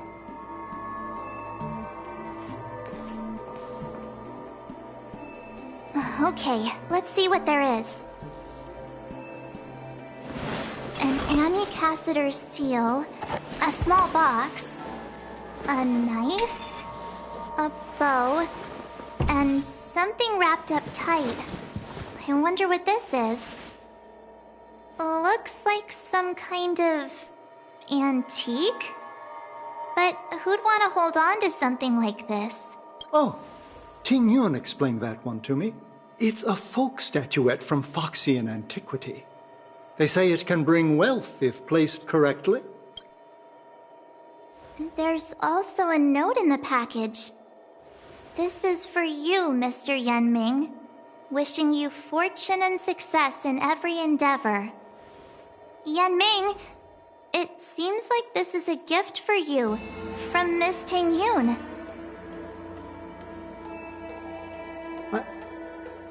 I remember asking her for one at the time. This is unexpected. I only mentioned it in passing, but she remembered. Ting Yun and I were from different guilds. We were competitors, but also colleagues. When we used to trade in other lands, we would bring back local specialties and distribute them among friends and other guild members. It became a custom. The rivalry between us and the Whistling Flames to be the Skyfaring Commission's top guild was always fierce. We would gift each other all kinds of bizarre oddities. Candy that made your leg hair grow. A violin that could shatter glass with its piercing shriek. Oh, I was completely unprepared for this. I never thought Ting Yun would leave something behind for me that was so sincere and earnest. If I don't return a gift, I'll lose our little duel. But what could I possibly gift her back? Huh. Besides the seal, the knife, and the bow, none of this seems like something Miss Ting Yun would have kept. I thought she was more about jewelry and beauty. Could there be other things similar to what Yen Ming got? We should...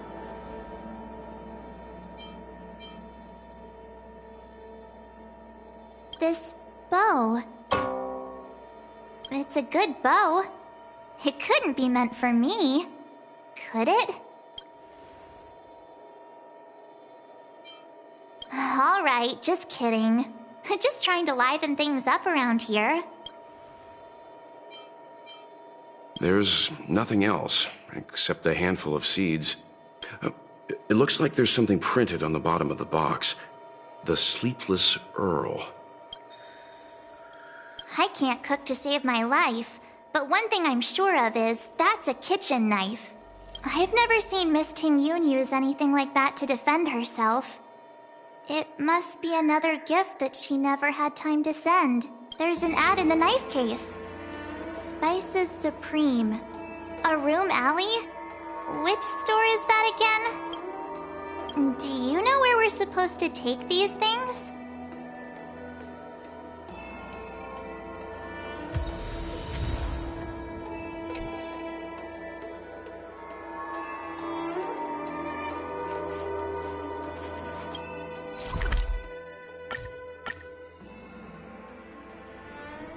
Club Quintet is a fantastic story. The Sleepless... Welcome to the Sleepless Earl. I'm the owner here. The name's Ming Ming. How many of you are there? Oh! This is the tea Miss Ting-Yun promised to get for me. She really went to another world for me. When I took over this tea house from my parents, I thought I'd shake things up by creating a new tea product. Famous brews like Whale Tide Spring or Vegetations in the Alchemy Cauldron have been around for millennia, and imported mixed teas have also found a niche. Introducing a new product into the industry is really hard. Miss Ting-Yun came to the tea house one day and heard about my troubles. She said she could find me a brand new strain during her travels. One that nobody on the Cianzhou had ever tasted. I just thought she was trying to cheer me up. I never thought she'd actually do it. Yes. Now that the crisis has been averted and the ports are resuming operations, Miss Ting-Yun has been dispatched on business with the Skyfaring Commission. Out to other worlds. Oh, really? Well, that's a shame. Based on her suggestion, I improved the Whale Tide Spring, Emerald Hills, and Dawn Dew strains to make a new variety with a sweet, long-lasting taste. I called it Ting-Yun's Blend. Seeing as she can't enjoy it right now, I'll have to invite all of you to try a cup.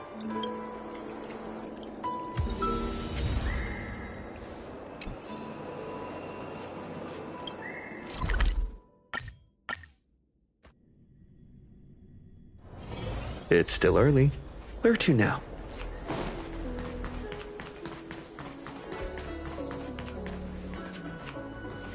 The Wafu is famous for its mung bean soda. We've gotta give it a try. Oh, how's it going? Did you take some time off? Isn't that the place on Aurum Alley over in Exalting Sanctum? All the foodies go there. It's the main commercial street in the Exalting Sanctum, although it's a lot quieter since the whole Stellaron crisis thing. Tourists fresh off the Starskiff always head to Starwatcher Avenue in Starskiff Haven.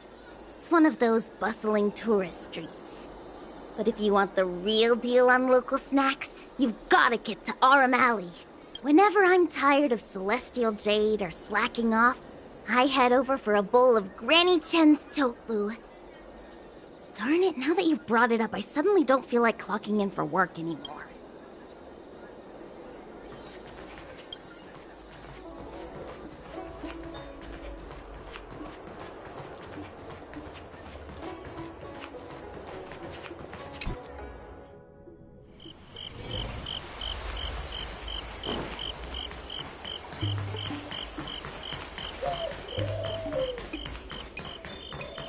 Spices Supreme! Honored guests, welcome to our humble eatery. What can... something from Miss Ting-Yun for me? Oh, what a precious person she is.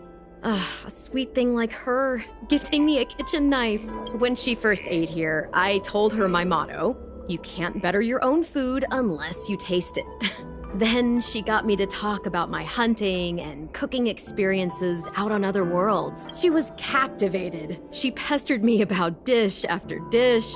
At the end, she mentioned she wanted to get me a gift. A sword for a hero and a knife for a chef. She probably came across some rare mineral and forged it by hand. Miss Ting-Yun is too kind. Who among the Aurum Alley vendors hasn't been spoiled by the generosity of Whistling Flames? Oh, I heard the trade port is open again for business. Miss Tingyun must be real busy, right? Miss Tingyun couldn't tear herself away from work. Really? Thank you so much. Why don't I give you all a demonstration and prepare... Oh, speaking of which, it was our chili beef offal stew that first attracted Miss Tingyun to our restaurant. About that bow, I think I know who Miss Tingyun intended to gift it to. Mr. Yen Ming said an ambassador will return with a gift for a trusted colleague. The person who Tingyun trusts the most is Madame Yukong, right?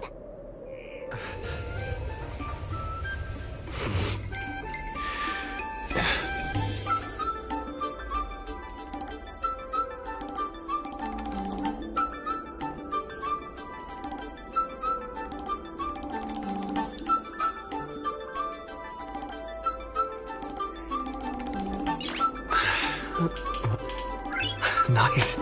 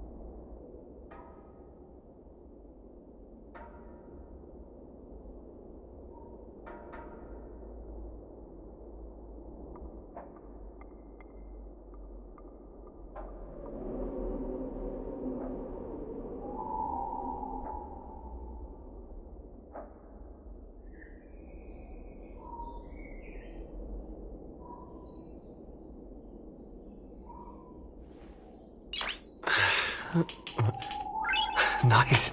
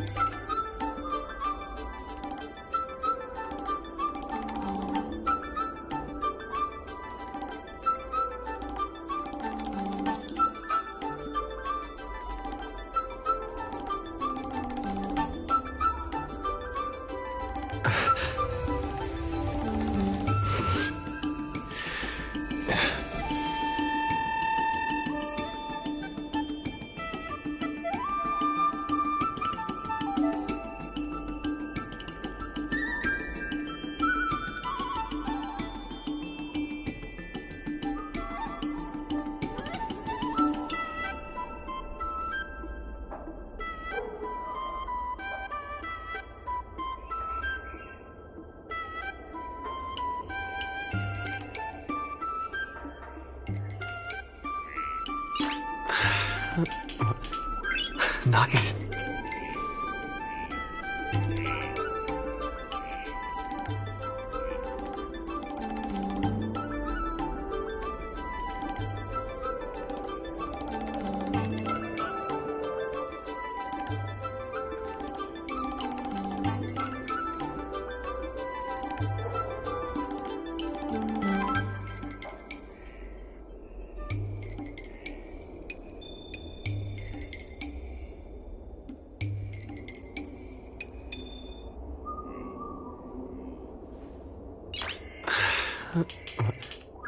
Nice.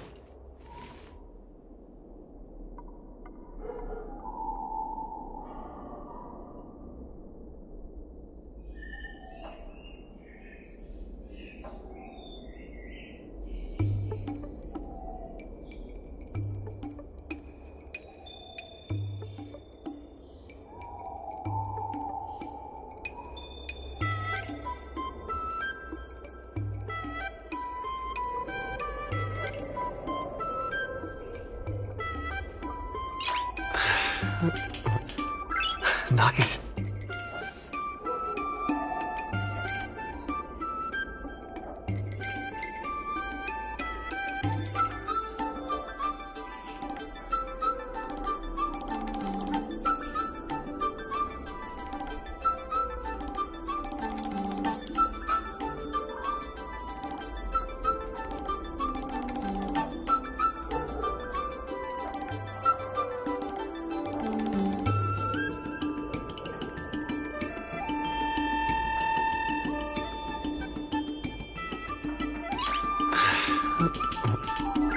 Nice.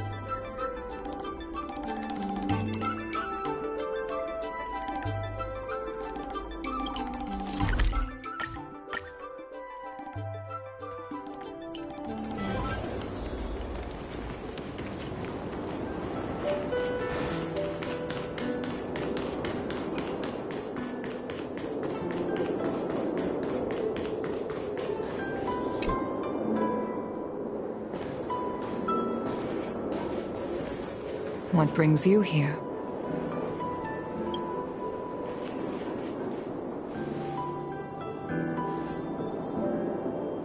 This bow. Did Ting Yun pick it out for me? She understood my pain. It's a shame I can no longer do anything for her. 30 years ago, I fought in a terrible war. My comrade and I set sail together, but only I returned. The scars of that war never truly healed. Still, the Law Fu traced out its arc of recovery and continued to trade. I felt tired of voyaging, like I'd lost the courage to pull on a bowstring ever again. I hid away in the Skyfaring Commission and buried myself in work, never wanting to see the sky again. Despite rising to Helm Master, my military career hadn't prepared me for the type of meticulous planning work now confronting me. Ting Yun, on the other hand, was a born merchant, always discussing business matters with me and offering up advice. Even if she was my subordinate, she never fought alongside me on the battlefield. But in her own way, she became a comrade in arms. Without the help of Ting Yun and the Guild, the Law Fu would not have been able to recover in the space of just 30 short years.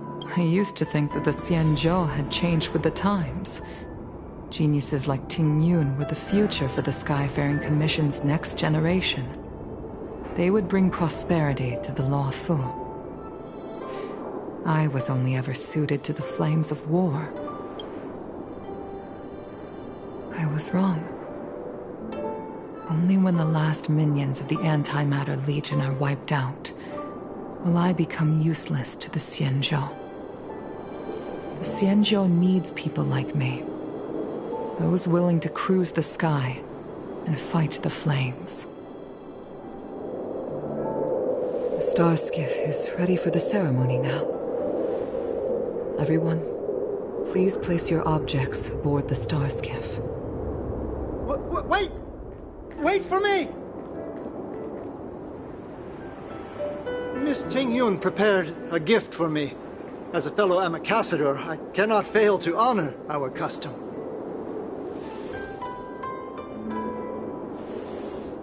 Yan Ming, what is it that you've prepared? I've brought a paper kite. I know it may seem simple compared to the precious items that Ting Yun gifted others in the past, but it has a deeper meaning. I heard that Foxians have a tradition where paper kites are used to comfort the souls of pilots who can no longer take to the skies. Ting Yun and I were never pilots in the strictest sense of the word, but we spent much of our lives out among the stars. For her to be able to take wing once again would make her very happy.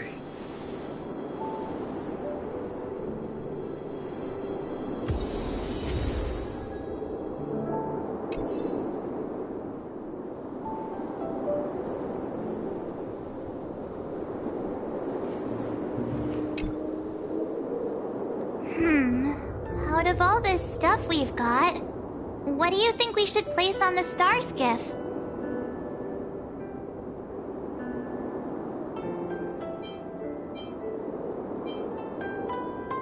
This time, we needn't compete. Go. Fly on to other distant worlds.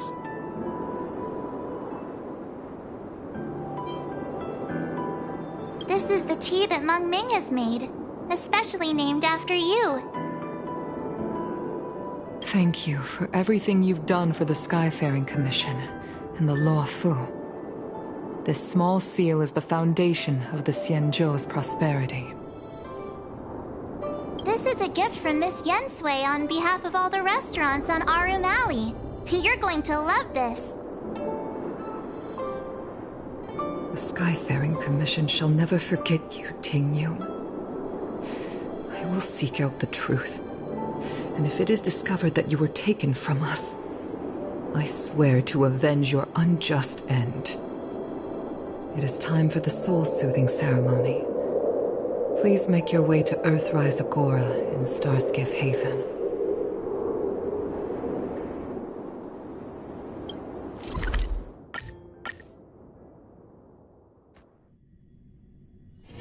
It's still early.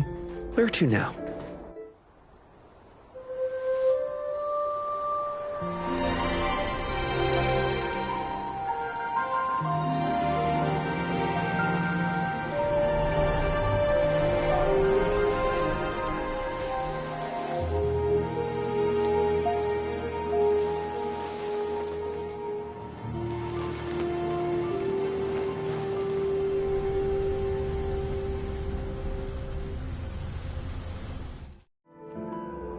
General, the ceremony is finished.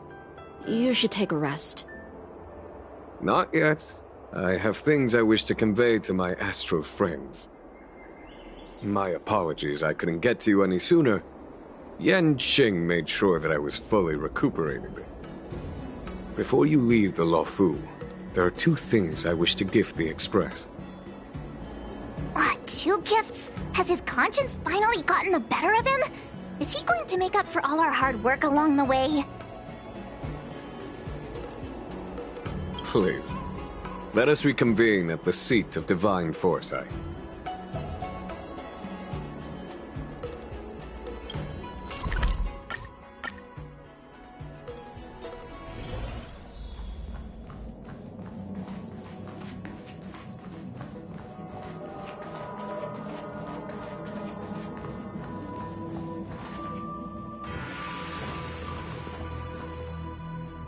Present company is gathered to reiterate the Xianzhou Luofu's esteemed gratitude for the magnanimous actions of the Nameless. I am sure Lady Fu has given voice to this already, but the Luofu is greatly indebted to you. Therefore, on behalf of the Luofu Cloud Knights, I hereby present you with a jade abacus, a symbol of our allied friendship.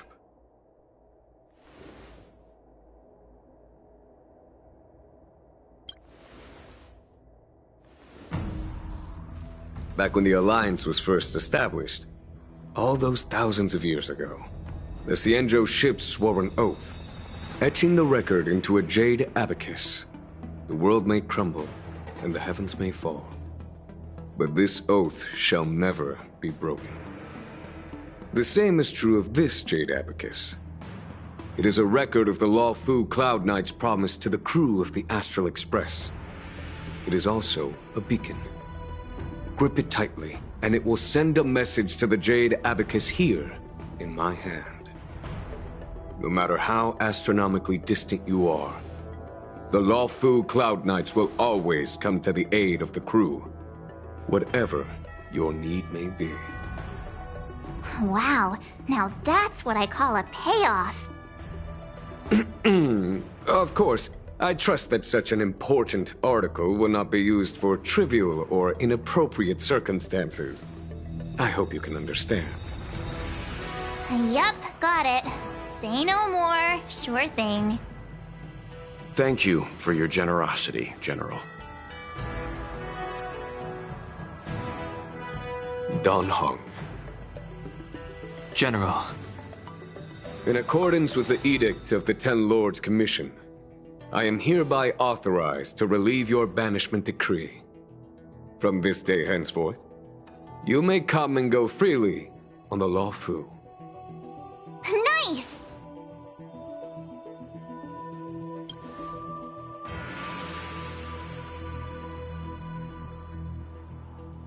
But I must remind you that the crimes of Don Feng have had far-reaching implications.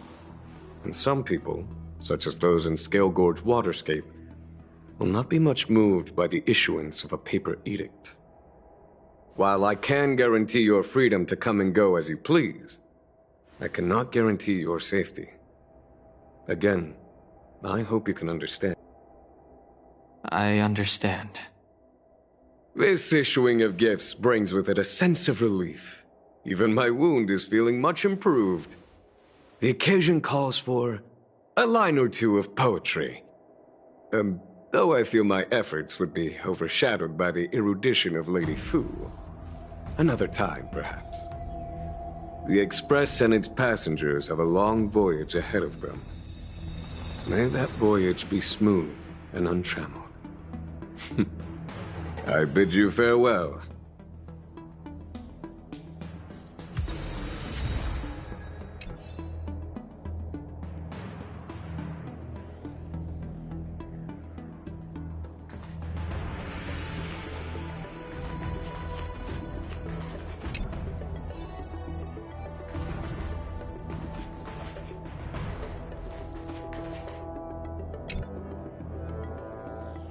So soon? I wanted to help the General, but things didn't turn out how I wanted them to be. I've learned my lesson. Also, I have a rather abrupt request. After fighting Don Hong, I feel like my skills are lacking somewhere. If you have any time to coach me...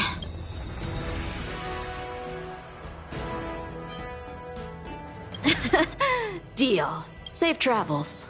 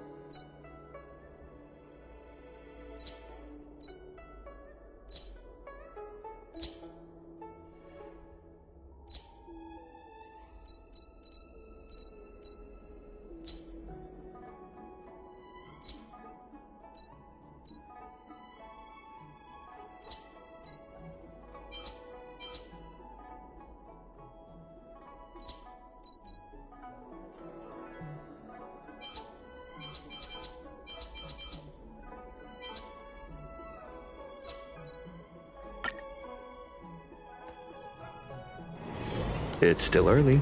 Where to now?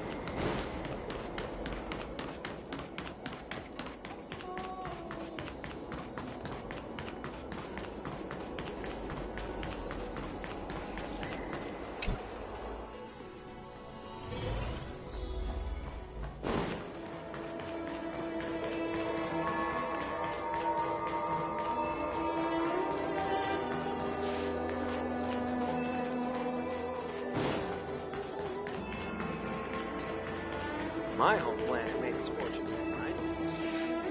The files are all prepped. Gotta triple check when the meeting is scheduled.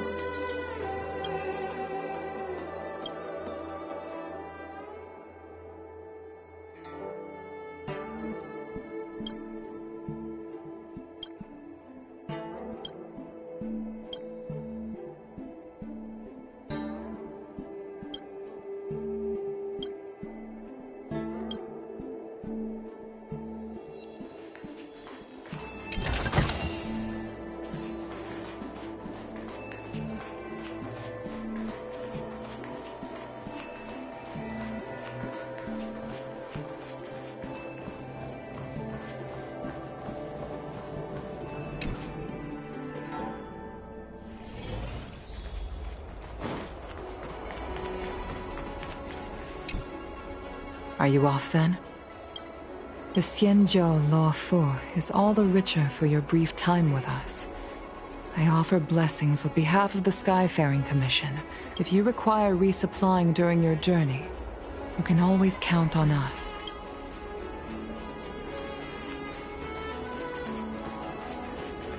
Nothing in this report makes sense.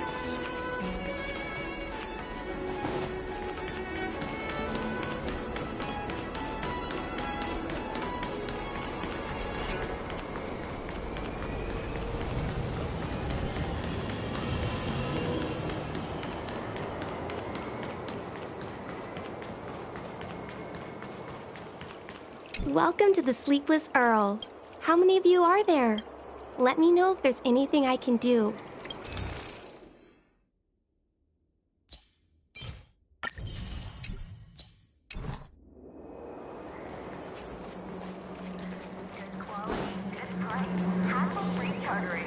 High-end barge. The best choice for galactic Tusk Bear Wrap. Song Lotus.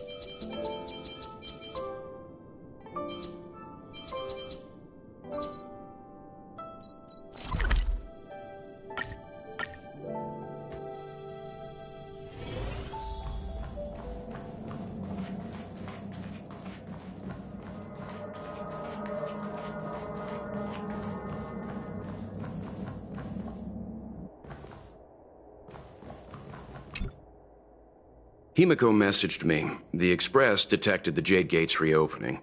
She asked whether we'd be heading back anytime soon. She was also asking after you, Danheng. I think it'd be best if you update her in person, don't you think? She must have been worried. I'll return to the train and put her mind at rest. Himiko must be eager to hear about what we've been up to on this mission too, right? Hang on. Oh, how could I forget? We should bring something back for the conductor.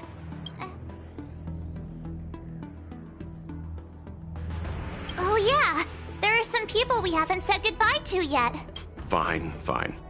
Dan Heng and I will go back to the Express. The two of you come back soon, okay? Don't worry, Mr. Yang.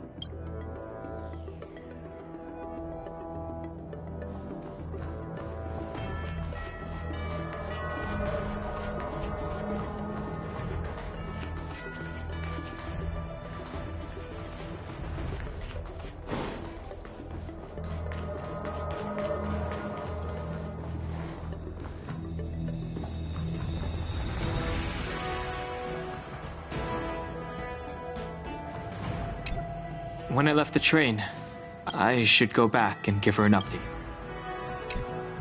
We've been so busy running around in circles, we haven't gotten the chance. Who should I go to first? The Master Diviner? Jingche? The Miracle Doctor?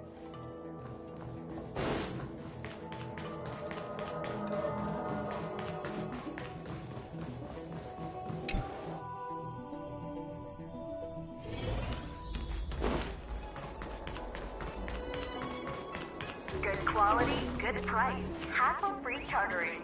High-end barge, the best choice for galactic commerce.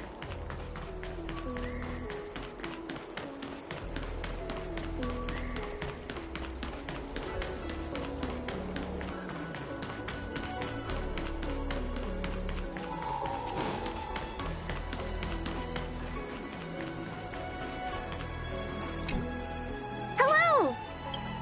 To start your next journey. That's great! I can't wait to escape the commission again. Oh, make sure you come visit. Next time you're here, we'll put my plan into action. I've got it all figured out. We sneak out, head over to Arm Alley, and pick out a... It's a deal. And don't forget to come see me if you get any headaches, fever, tendon pain, joint pain, anything. My treatment is on the house.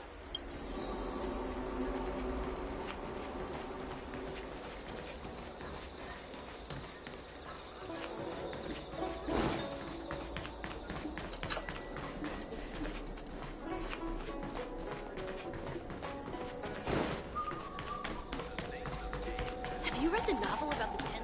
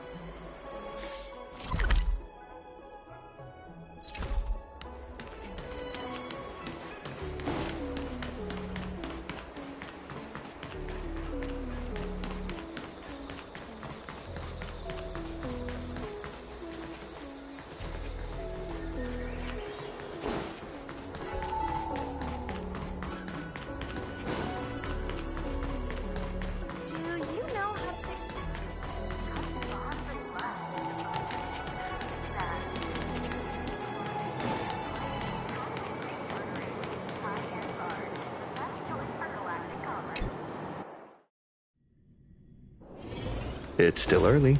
Where to now?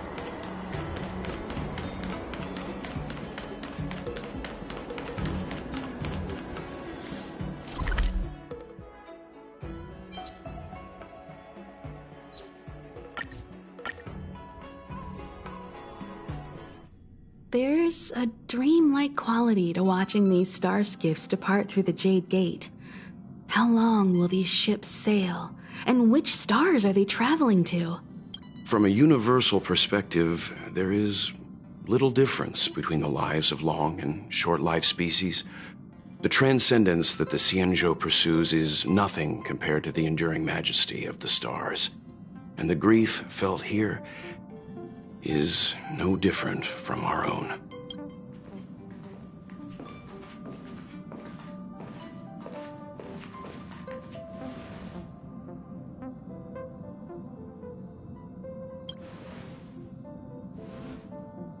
Yeah, you're back. Himiko and I were just discussing our journey. This little excursion has reached its conclusion. All things must come to an end. Still, some endings spark a new beginning.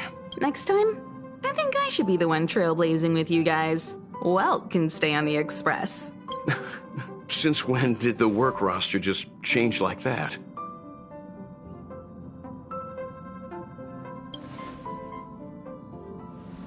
Penacony. Do you remember? Before Kafka's proposal, that was our original destination. The family is throwing a banquet there, and they sent invitations out to the Express. I was curious about the state of the planet, so I accepted. When the conductor is ready, we can set off for the next stop.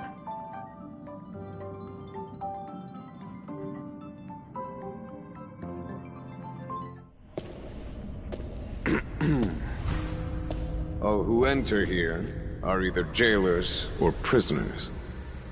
Which are you? Neither. I'm merely a lost traveler. What a spectacle. The Stellaron, the Ambrosial Arbor, the disciples of Sanctus Medicus, the Lord Ravager. A series of threats that almost succeeded in diverting attention away from the crucial question. They who brought the Stellaron onto the Xianzhou, what was their motive? Will you surrender, or do you require encouragement? Abomination of Yaoshi. General, my power does indeed stem from the abundance. But I'm the same as you. We are both enemies of Yaoshi. That's right, Jingyuan. Stay out of our way. The revival of the Arbor is an omen. It's time for the Xianzhou to choose its next path. The Rainbow Arbiter, the Plague's author, the Ruin author. This is a chess game between eons. If you don't stand with the winners, you stand to lose. And this time, we will put the abundance in their grave.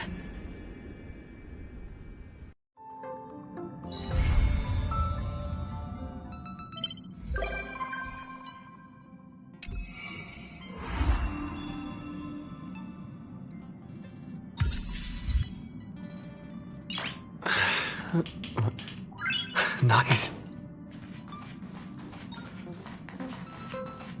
What the... Is this a letter?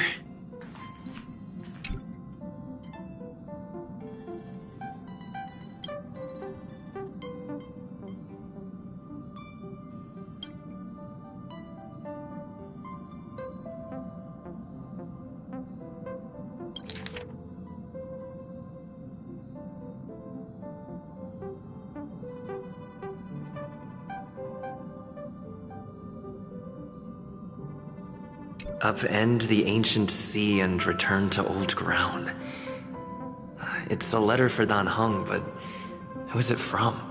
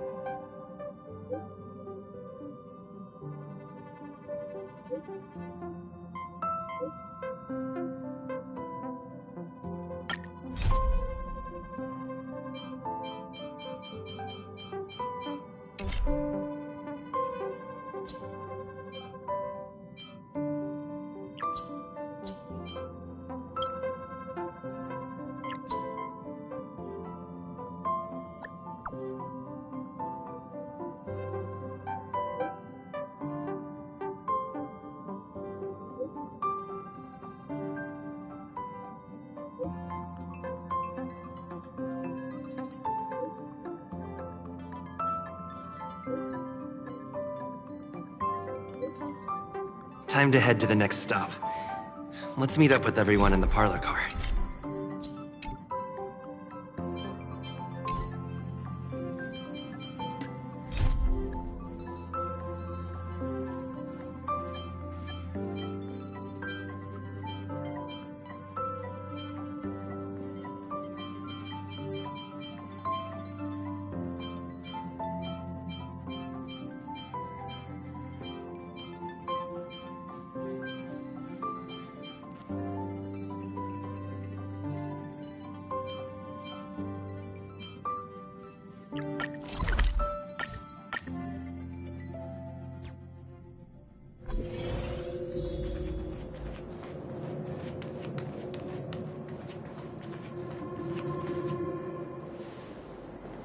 Good morning!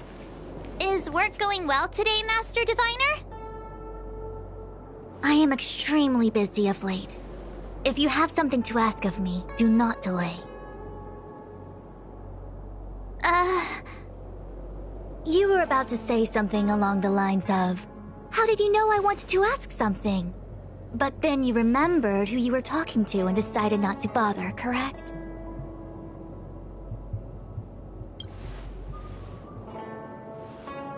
Of course. I run a dozen hexagrams before I even get around to breakfast. Today's divinations threw up some unexpected complications. The hexagrammatic position was facilitating between the water and heaven trigrams. The Matrix of Prescience gave the following interpretation. You will have 3 uninvited guests. Ultimately auspicious. Wow, sounds pretty good to me. Seems like we really were destined to meet today then. You know, I see you've been using the Matrix of Prescience to divine into Kafka's past. Well, I have a similar request. I see. You wish to use the Matrix to relive the past and awaken parts of your memory? Viable in principle, but whether the Matrix is truly capable of achieving this result remains to be seen. I knew it. Things are never simple, are they? But Kafka's situation was different. I feel I must explain in detail the principles behind the Divination Commission's ultimate weapon to avoid any misunderstanding. The Matrix of Prescience does not allow one to remember anything. It merely collects data in order to infer past events, in the same way that future events are inferred. Just as Realm-Keeping Commission officers collect forensic evidence to recreate the scene of a crime, there are materials from which we can infer the past. These may be items related to the experience, or memories of the people involved. Miss March's predicament is very different from Kafka's situation, because she doesn't remember what happened in her past. I am no medical professional, but fortunately I'm very fond of reading. We understand that there are two types of memory loss. One where the memories remain dormant, floating around in the unconsciousness unable to be awakened. And another that involves direct erasure of memories from the brain. Who would do such a horrible, mean thing? Why don't we try using the Matrix of Prescience to determine which situation pertains to Miss March? Let's begin then by preparing the requisite inference materials. Miss March, your memory is unreliable. To guarantee the Matrix's accuracy, you'll have to provide something related to your past experience. When you're ready, come and find me in the Matrix core. The diviner said I need to provide something from my past experiences. What should it be? How about a Xianzhou souvenir? Imagine if the Divination Commission could predict.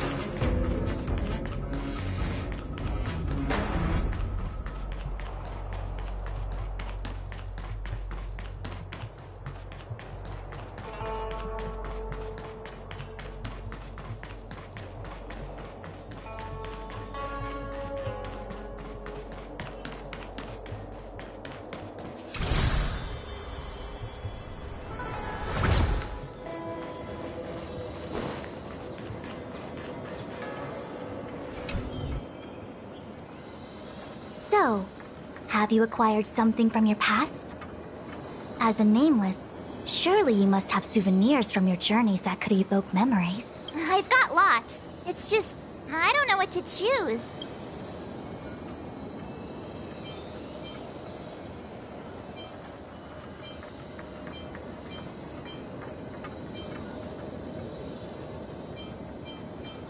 Is that it?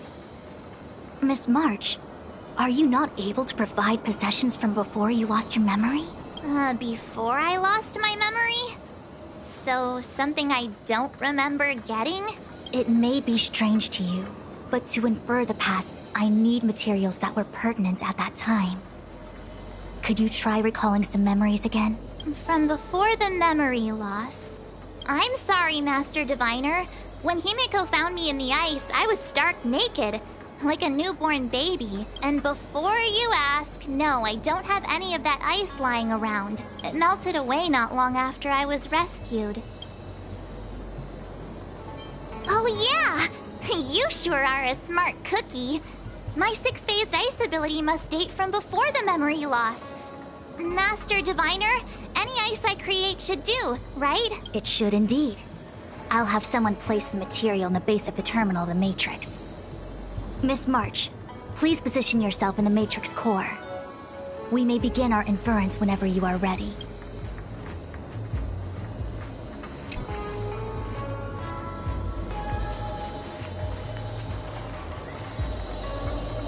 The Matrix has clear diagnostics. Miss March, are you ready yet? I'm pretty sure I should be. Please be prepared. Not all memories are suitable for reawakening. If you're not ready, we can pause the inference process. I would never wish for good intentions to result in harm. I'm okay. Let's do it. Very well.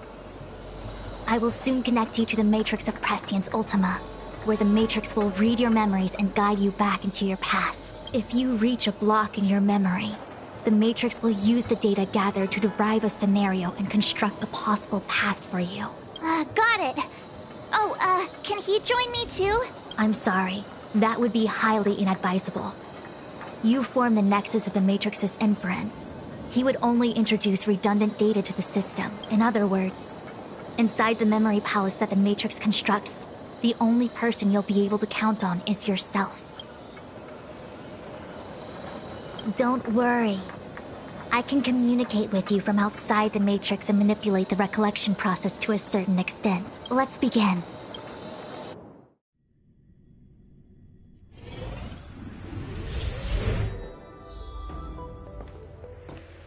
The Matrix of Prescience has reconstructed your past. Before you is a space generated from the memories and items you provided as raw materials. Are you okay, Miss March? I'm good. Everything seems normal. You have a strong constitution. Most individuals feel nauseous after being presented with a dizzying excess of information provided by the Matrix.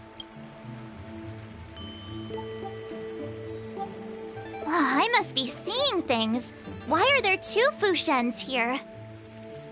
Your eyes are working just fine. One of the Fushwens is a projection of me which allows us to communicate with each other at all times. The other Fushuen indicates that I existed during this part of your experience. What experience is this?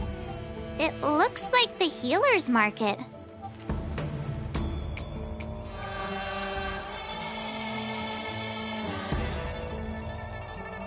Unless I'm mistaken, this must be the time we broke into the Alchemy Commission. Really? That can't be right. I remember there were lots of Cloud Knights in the plaza. Well, this is just a Matrix inference, remember? Distortions are possible. Although the scale of this distortion is surprising. Try communicating with the Fushuen you see over there. We should hear what the Master Diviner has to say.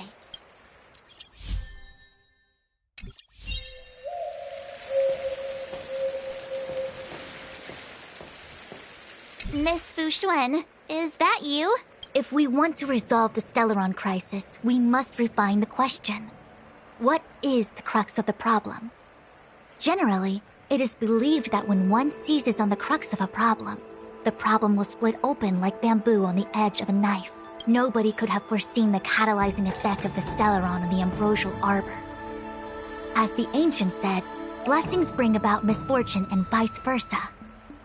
Nature has its own algorithm, and it is precisely when fate wins betwixt blessing and misfortune that I, a Master Diviner of masterful proportions, am called on to save the people of the Luofu.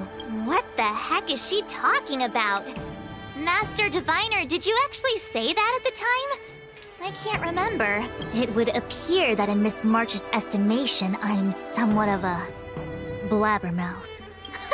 No, I've always seen you as a masterful Master Diviner. Despite the obvious distortions in this experience, the base materials from which it is composed are taken from your actual memory.